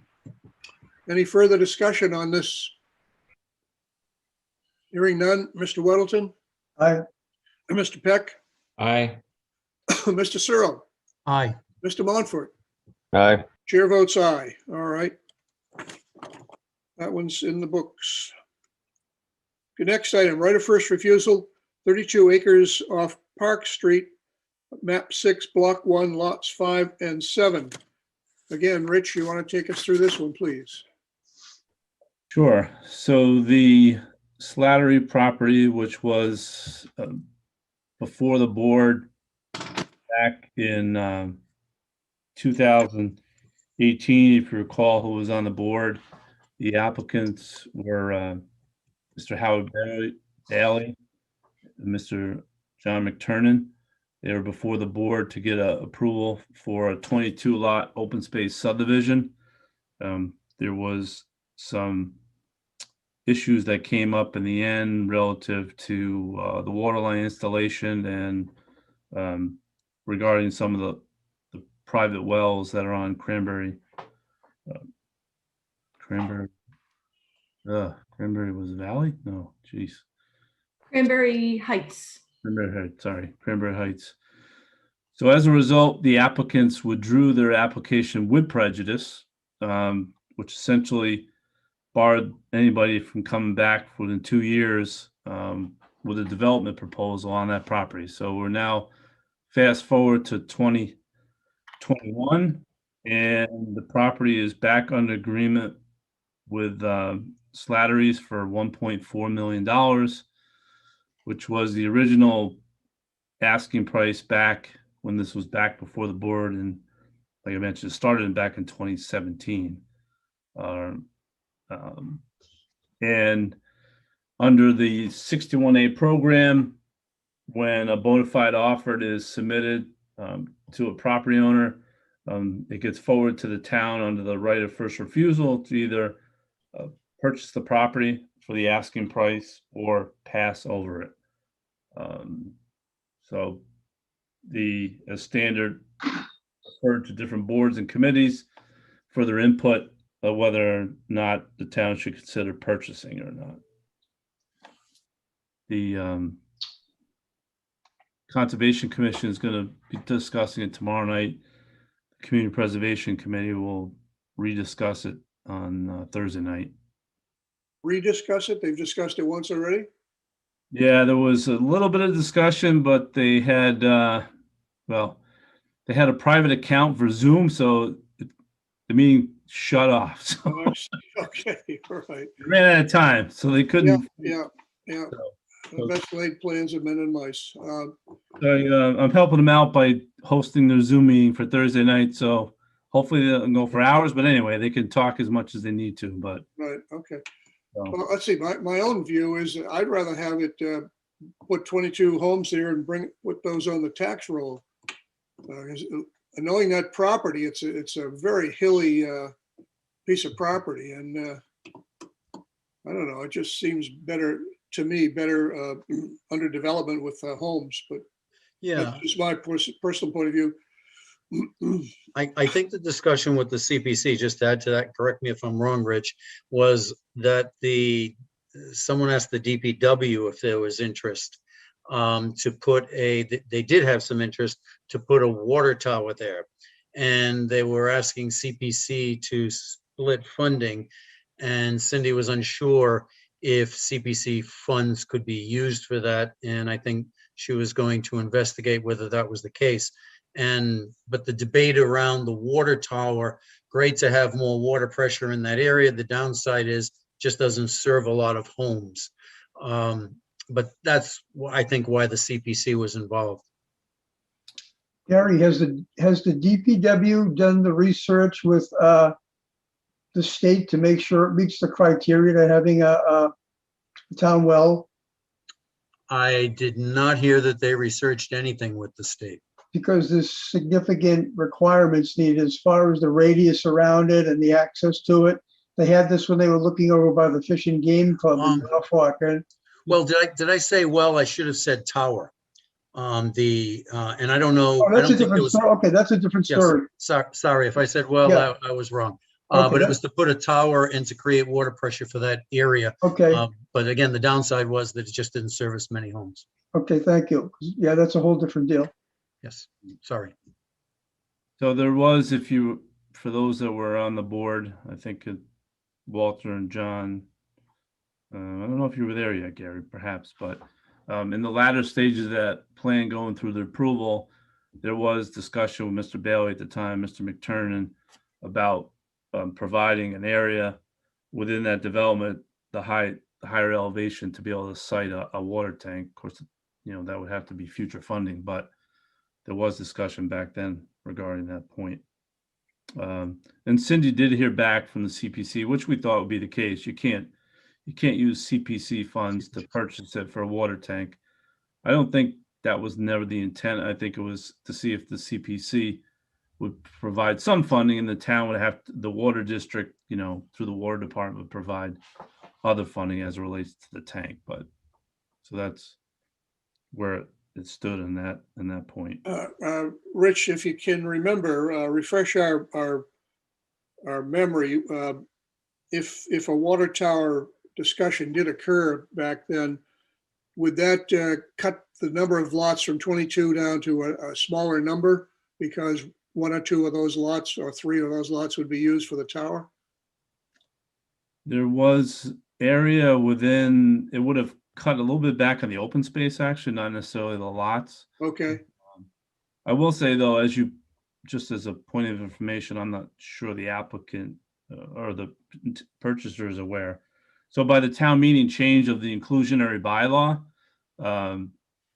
back when that was before the board, there was a few pieces that were part of the discussion. One, if you recall, they were trying to put 2 affordable units in one home and attach them together. Yeah. And there was quite a bit of discussion on that point. The town did remove that provision, Right. the inclusionary bylaw, so that's no longer Yeah. available to anyone, actually, not just them in this case. But then with the more recent passing of the bylaw, the number of affordable units goes from 2 to 4 with the sizes development. So that would alter that. So that original plan that you were, at least they were close to getting approved with the board, will need to change. It'll also alter their economics significantly, I would think.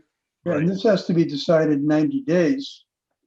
They don't have time to re-engineer and agree with them and do all the work responsible to see if it's even feasible. I think that they're looking to make a decision, either buy it or not, correct? So the time frame, John, is just for the town. So that, Right. Yeah. So I personally think it's a very interesting idea with all the homes that are going up there. And the pressure is really bad. That's where we try to get the applicant to loop the water, which he would not do. So they probably will need a fire pump station there anyway because of fire safety. That's the chief had looked into. There's a lot of things involved in that project that ended up having the applicants walk away. But I don't know what the costs are or what's involved. But if you can bring good water pressure up there to all those homes and the new homes, I thought that would be an interesting idea, especially where we've already run the main water line all the way down there now. So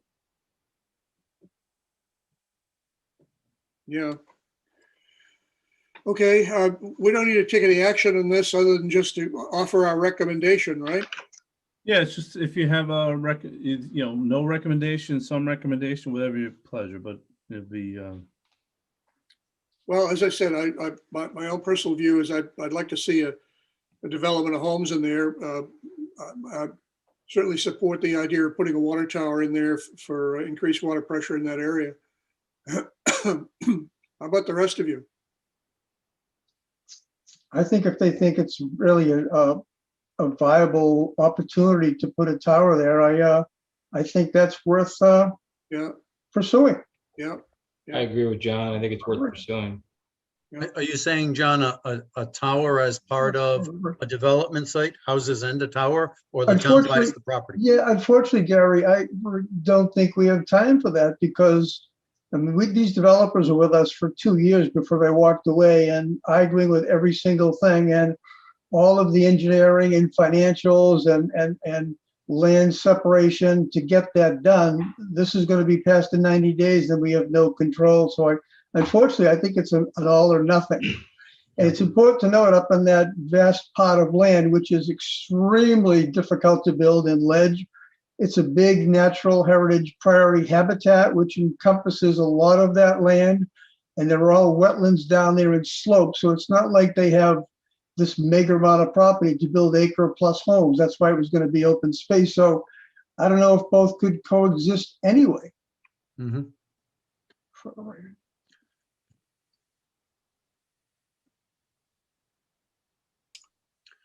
Anyone have any other comments?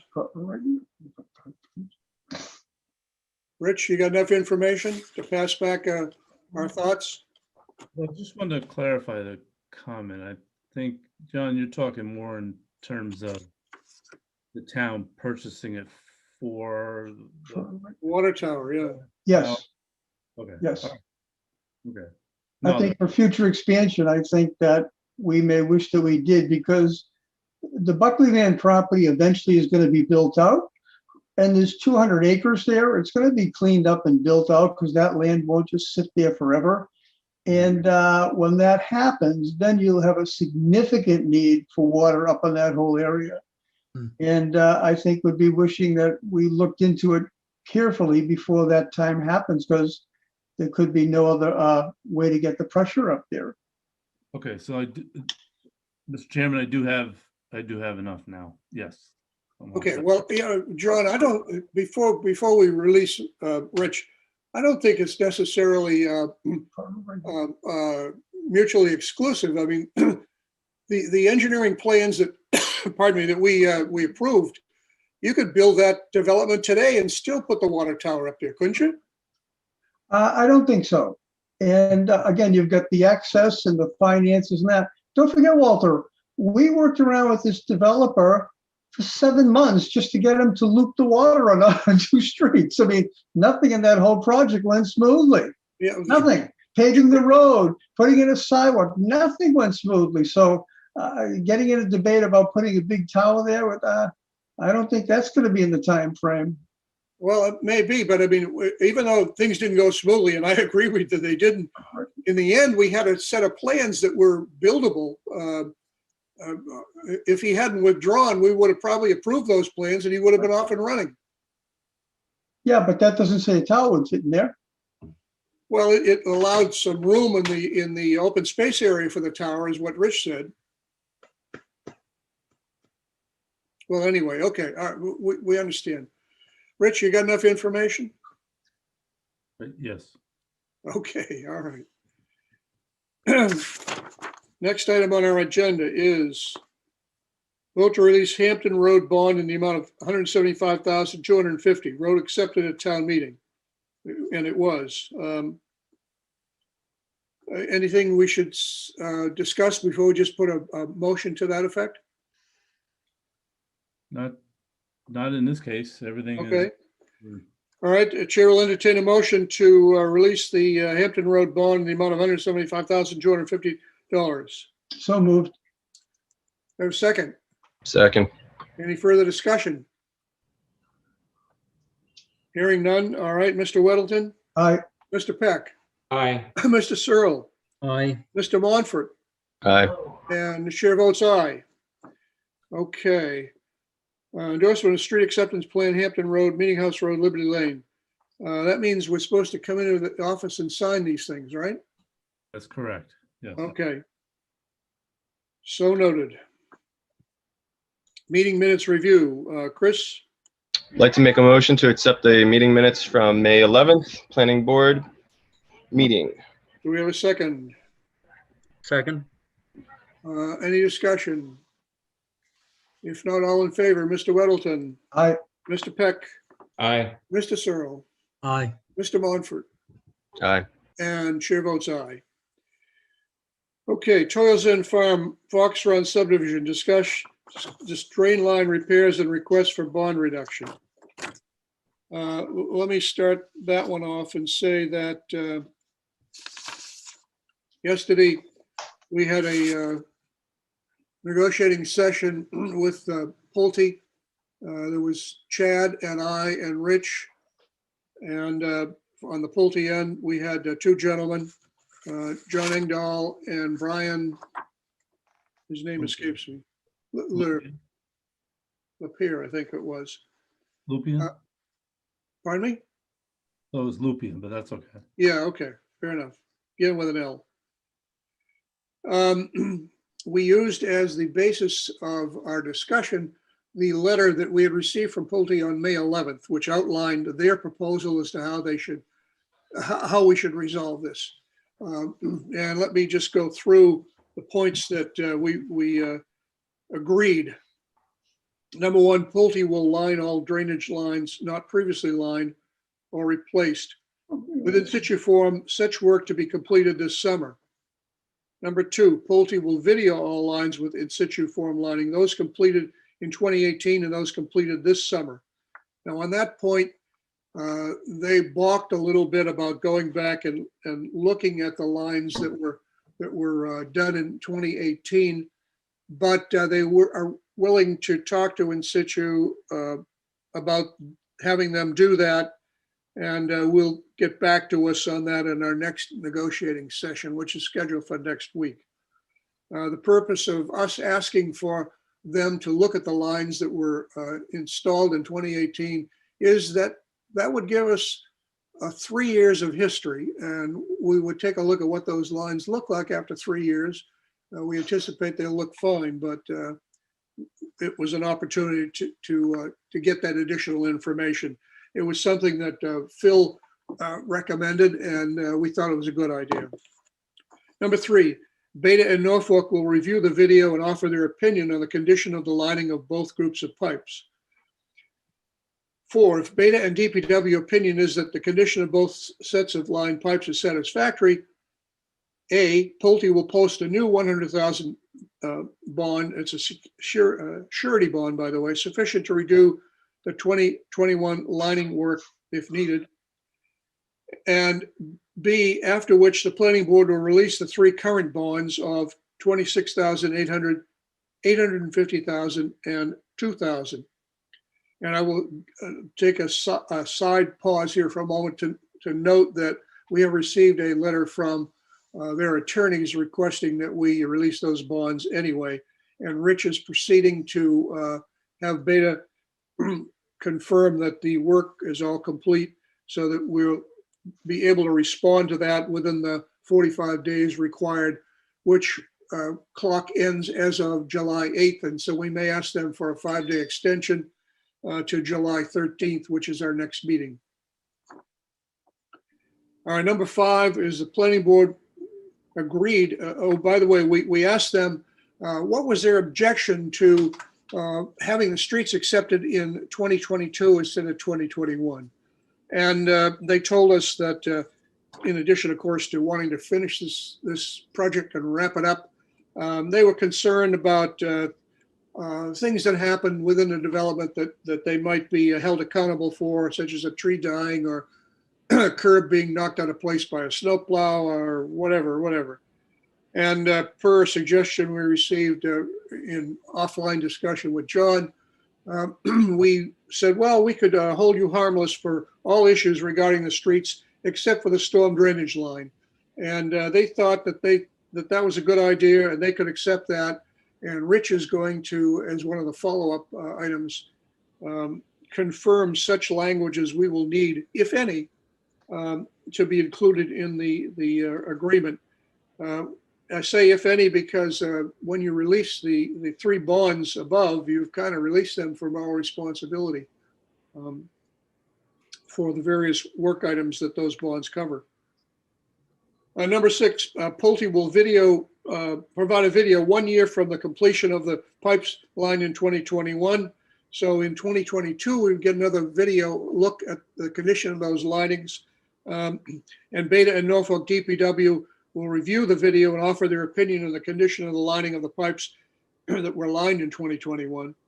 And if Beta and the DPW opinion is that the condition of the 2021 line pipe is satisfactory, the planning board would release the $100,000 bond. And the planning board will recommend street acceptance in the fall of the 2022 meeting. There's only one other glitch that we're still working on, and that is the idea of perhaps offering them a deal, some sort of discount on the plowing over the winter of 2021-22. Rich and Chad and I have a discussion coming up with Blythe on that topic in a couple of days. That's where we stand. Chad, please correct anything I said incorrectly or add anything that I missed. I did want to just add one thing to kind of supplement the plowing, so that there was two reasons why they wanted to get the street acceptance this year instead of waiting until fall of 2022. One was the plowing, and then 2 was just any other punch list items that come up that Walter discussed. I don't think he had mentioned the plowing piece in there. If he did, I missed it. But those were the 2 sticking points on their side of why they're just like, we just really want to get this wrapped up. And so that's where we made that discussion that Walter mentioned about, we understand that you've done your punch list. If everything's finalized out, we could put some language together if needed on we will not hold you harmless for anything except for the drainage. And then we're having that meeting tomorrow with Blythe to see if we can work out something on the snow plowing. That was it. Otherwise, Walter, you did a great job of summarizing it. Okay, thanks, John. Okay, comments from board members? I just have a quick question. Sure. when were the first pipes lined within Situate? 2018, I believe. And when was the last time they were cambered to make sure that it was holding up? 2020, in June 2020. So was it 1 year or 1.5 years that after they were installed, they were tested? There's My almost, point was, it would be great if we had pipes that were tested in 2018, recambered in 22 when he does the rest of the line. yeah, that's Because what that would really show that this whole process has Yep. got durability. that's what we want, John, and we agree. Right, Yep. okay. Because if it works out for 2018 in the same process, the odds are the ones they're doing in 2021 would be handled the same. Agreed. And they agreed to that. Right, they did. Yeah. And, Yeah, Rob, really, they agreed to, their sticking point was just the taking it to town meeting. They just kind of want to be done this year, and we stressed to them, we would feel more comfortable waiting till 2022, and that's when we asked them, what's the holdback? You know, And it when was those 2 when Walter mentioned that to me, Chad, I wish I had heard it before, because many neighbors are not like you. And the thought of people just nickeling and diming them for a year can be overwhelming. So I really thought that was a valid suggestion, and I find no fault with them for wanting that. I also don't find fault where the subdivision's done and punch list and complete, why we shouldn't take over, because all we're waiting for is an underground pipe. So I don't think it's unreasonable to give them a discount on the plowing just to get this done. Yep. Yeah, we agree. We hope that Blythe will agree tomorrow. Well, Walter, our meeting's Thursday, not tomorrow. Yeah, You're correct. You're correct. Yeah, you're correct. And so if something does happen post punch list, either we take care of it because it's a town issue, or owner of a property takes care of it now, right? Right. Okay. Okay, any further discussion on that point? All right, hearing none, then let's see here. Our town planner updates, Rich? All right, so the hydrogeologist, this is regarding the housing choice grant with the wastewater master plan for town center. The hydrogeologist went out and put in the monitoring wells over by behind the Freeman Kennedy, where the recreation fields are. They put in 3 wells, and they've gone out and monitoring some of the groundwater levels. The hydrogeologist is in turn putting that report together to forward it to the engineers at Woburn and Kern, and they will put together the final results to us to share with the town what their findings were. The grant closes out June 30th, so we will have a final report by June 30th. What I thought most likely we'd probably end up doing is have a presentation in July sometime to go over the findings and discuss it, and potentially next steps, if any. I don't have any, as far as tipping my hand, so to speak, on what the findings were as of yet to share, but that's where we're at. So there was some issues with the recreation department and the access to the property. So you're at the property now, and you're able to take some tests. But wouldn't there be a bigger issue if you actually had to tear the fields up? Is there any point during an annual cycle where the work to actually utilize that could be done, or it's just not an acceptable site because we can't ever shut those fields down for a period of time? So it's two, but it could be an acceptable site, but in order to make it work from the park and rec side of the use, we'd have to have either, bring a new field in service if we're going to be taking it out, or we'd have to find alternate space. I think I think this, as you probably imagine, if this all comes together, it's going to be a few years to put this all together. So part of the overall, the big picture with the project would be providing new space to Okay. deal with displacement of it. As opposed to looking, we talked about 2 other sites. I guess they're not ideal because of where they're actually located, but there is no work being done on those sites. Because you're saying that the grant is running out. So the only site we have the ability to actually look at and consider is the existing fields. Is that correct? No, we did have them. They didn't go out and do test borings or put in monitor wells, but we had them look at Old Kids Place, which is on Boardman Street. Yep. Triangular piece of property. So that will be also part of the report that we get back. More of a desktop analysis, not field work related. Okay. They'll let us know about that, the findings. So it's a rougher estimate on the other locations. It's a rougher estimate. It's not as deep as we probably would have hoped, but I don't think it's not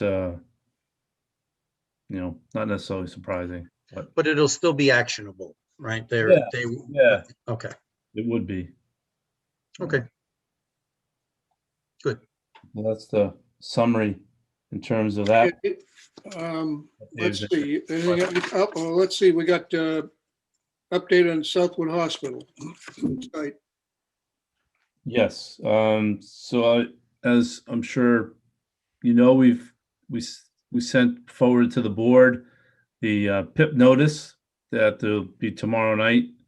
The PIP public meeting will be held virtually via Zoom. There is a link that's on the town website, which now does include the call-in number if the people aren't available. As far as a video, be able to attend the meeting. That will be recorded as in other meetings, and then it will be rebroadcast on Norfolk Community TV. That'll be the responsibility of the LSP who's conducting the PIP meeting. So I'm sure like others plan to attend and just listen in on that meeting. The other news in terms of related to Southwood property, in terms of on the town side of things, is we did submit a grant application to the Executive Office of Environmental Affairs to revisit the zoning proposal that was developed with the town a few years ago and just take a fresher look at zoning options for the property as a whole. The focus, though, at least from that grant proposal, is housing related. It's going to be touching on housing. It's not, there is a commercial piece to it, but based on the housing production plan of 2017 and just previous discussions to see if we can take a good investment as far as getting us closer to 10% as it relates to 40B. That'll be part of the discussion, as well as potentially looking at 40R or some other zoning proposals. So we're taking a fresh look at it. There'll be a bunch of public meetings that would be part of that process. As you know, no zoning gets passed without the town folks. So we'll have community outreach. That'll be part of it. We'll take a little bit of the cues we did with the B1 in terms of 2 things, actually. I'll be loading your guys' plates up, quote unquote, as the board, because it will run it through the planning board, not via a subcommittee. And then we would take the cues, I think, of using some of the technology that we did use via Zoom, try to have some additional meetings in a hybrid fashion for different outreach with the public. The grant, we probably, if we're successful, we wouldn't hear till October timeframe. And what we had thought about in terms of, there's that synergy between what happens with the property from the environmental cleanup and the assessment. We would not really get into this kind of work until probably the winter of 2022 two, as far as the planning end of it goes, to give their environmental work that they're doing, the owners, GFI partners, to move forward and kind of get a little bit further along. They're really essentially starting, so we wanted to be able to give that some time to do its pace, but then we'd follow up with some of the planning work thereafter. Are you anticipating that, Betsy, hang in there, I'll get to you. Are you anticipating that the fruits of this study will be available before the environment is cleaned up? I don't know about that. I think we'll have. I mean, then presumably GFI would come forward with their proposal sometime towards the end of when they're cleaning that up, right? Ahead of the results of this study? Their proposal in terms of what? Just whatever they want to do with that property. They could. I did forward it to them to make them aware of this planning process that's going to be taken on the town side of things, and they're welcome to attend. Hopefully they participate and become part of the process. But I mean, we do know a couple of things right off the bat. If they pursue the e-commerce warehouse, so forth, it's not allowed in that zone. So the base, you start at no. So that's, as we want to keep reminding people, because I think it's important not to lose sight of that. And then there's the deed restriction that's placed on the property that's held by the Commonwealth of Massachusetts, which would have to be lifted by the legislature. So there's a few. Well, that's a big piece of the puzzle. And our guidance so far in terms of that process would require a town meeting vote through the home rule and then forward on to the legislature. So that's not anywhere on any town meetings, horizon.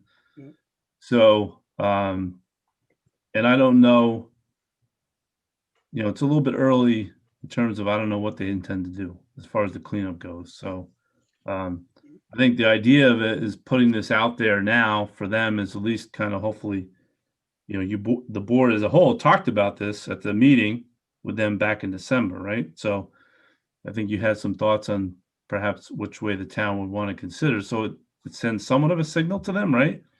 That the housing is something that the town wants to pursue. Mm-hmm. So okay, understood. Thank you. I know it's not like we have the de facto mayor of Pondville with us this evening. So Betsy, if you wish to speak. You're muted. You're muted. Careful. Whoops.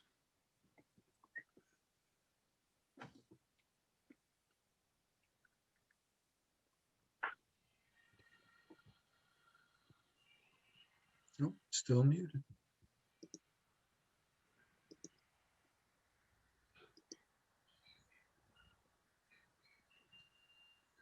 Trying.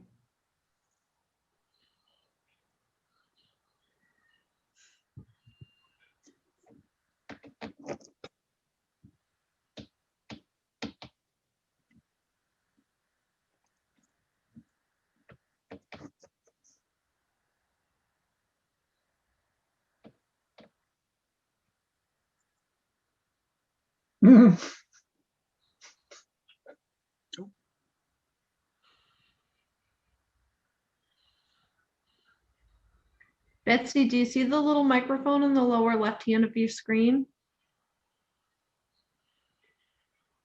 Hey, I was looking at the microphone right next to my name. Thank you for your patience and good evening. Obviously, Betsy Whitney here, 26 Valley Street in Pondville. And I do have just a couple of little paragraphs, and I will probably reiterate a few points that Rich has already shared. The Friends of Southwood PIP group has been meeting regularly. We have stayed very much in close communication with each other regarding the disposal site at 111 Dedham Street.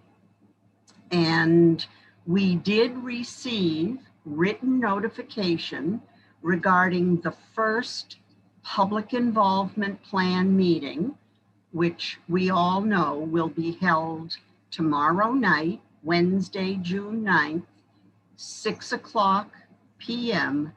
via Zoom. Now, we're quite anxious to meet EnviroTrack's LSP licensed site professional by the name of Robert Bird. He will be making a presentation regarding the disposal site conditions at 111 Dedham Street. He's going to provide information, and he should be divulging next steps. Now, as posted on the Town of Norfolk's website, this meeting will be open to the public, and it will follow requirements specified in the Massachusetts contingency plan, which I looked up. What does a contingency plan do? It sets up a set of regulations under 21E. Mass contingency plan creates the program for required assessment, risk assessment, and remediation of oil and hazardous materials and contamination. I may be telling you things you already know, but this has been new to me. The public, all residents and community members of Norfolk and Walpole, a bordering town, are very encouraged to attend, as are all members of all boards. After the presentation, a 20-day public comment period will begin and will be open for all to submit their concerns about the site related to hazardous waste. The public can easily find the meeting link on the Norfolk Town website. And on the first page, there's a section titled What's New, with the link to the Zoom meeting, as well as to links of all Department of Environmental Protection documents that have been filed for 111 Dedham Street over the long history of the former Southwood Hospital property. So in conclusion, the extent of contamination is not known at this time. Additional work needs to be completed by the property owner. So we are announcing again formally that tomorrow evening, starting at 6:00 p.m. via Zoom, Robert Bird, the LSP licensed site professional, will make a presentation which should be very informative. Thank you for your attention. Thank you, Betsy. Thank you. Okay, any other comments on that point before we move on? All right, hearing none. One more update here from Rich, master plan training session. You're muted, Rich. You're muted. All right. I'm just waiting to hear back from the Citizens Planning Training Collaborative with some dates to hold the 2 sessions on master planning. I think we're probably looking at, hopefully one in June and one in July. I'm just waiting on them to give me an instructor and potential dates. I've already told them that we're looking at Thursdays. So once I have that firmed up, I can let everybody know, and we could post that on the website too. It's a virtual presentation, so it will be open to anybody who actually wants to listen in, public at large, but Yep. I'm just waiting to hear. Once I get that, we'll put that out. And last, the one thing I did note, August 10th. Yep, I was going to bring that up. Okay. All right. And that's it for me. A couple of us have conflicts on Tuesday, August 10th, which is our August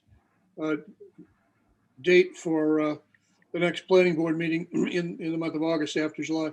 I'm on a plane coming back from the West Coast that day. And I won't be in town in time for the meeting. Rich said he has a conflict as well. Is it possible that we could move it to say Thursday, the 12th? Would that work for the board members? Sure. Works for me. Works for me. That's fine. Doesn't work for me, but that's all right. Does it work for you? Oh, what would you suggest, Rich? Well, that's a vacation, quote unquote, week for me. So A week. Okay. Yeah. So I see. Just So that The next Tuesday. You would prefer it like the 17th and the following. Yeah, that would be preferable. Okay, well, let's try that. That would work for me. How about the rest of you? I'm good. Question would be, is it in person or Zoom? Yes. I think the answer is yes. We don't know yet. Okay, I suspect it's going to be in person, because Chad. I'm on vacation that week and I could definitely do it remotely, but I couldn't be in person. Well, we may be facing a hybrid type of situation anyway. So why don't we? Here would be my suggestion. So we haven't got so the order gets lifted on the 15th. Right. We haven't received final guidance yet from the state on what's going to come out of this. We could just, for the moment, place it on the next agenda, which I know, well, the next agenda will either know if we're in-person, hybrid, or some there form, and then we can kind of revisit it for August. Would that make sense? Yes. I'm okay with that if you want to wait another month to. Okay. Stepping back to the 13th, I do have a conflict. That's my oldest son's birthday, so I'll be with him. Of July.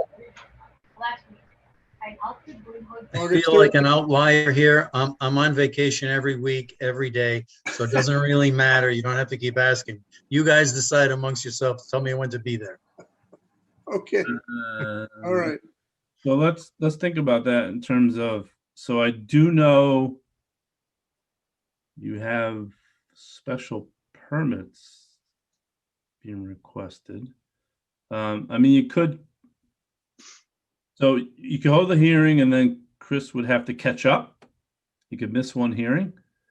We said that, Chris, you said the 13th was not available? Yeah, July 13th. Yeah, July 13th, I'm out.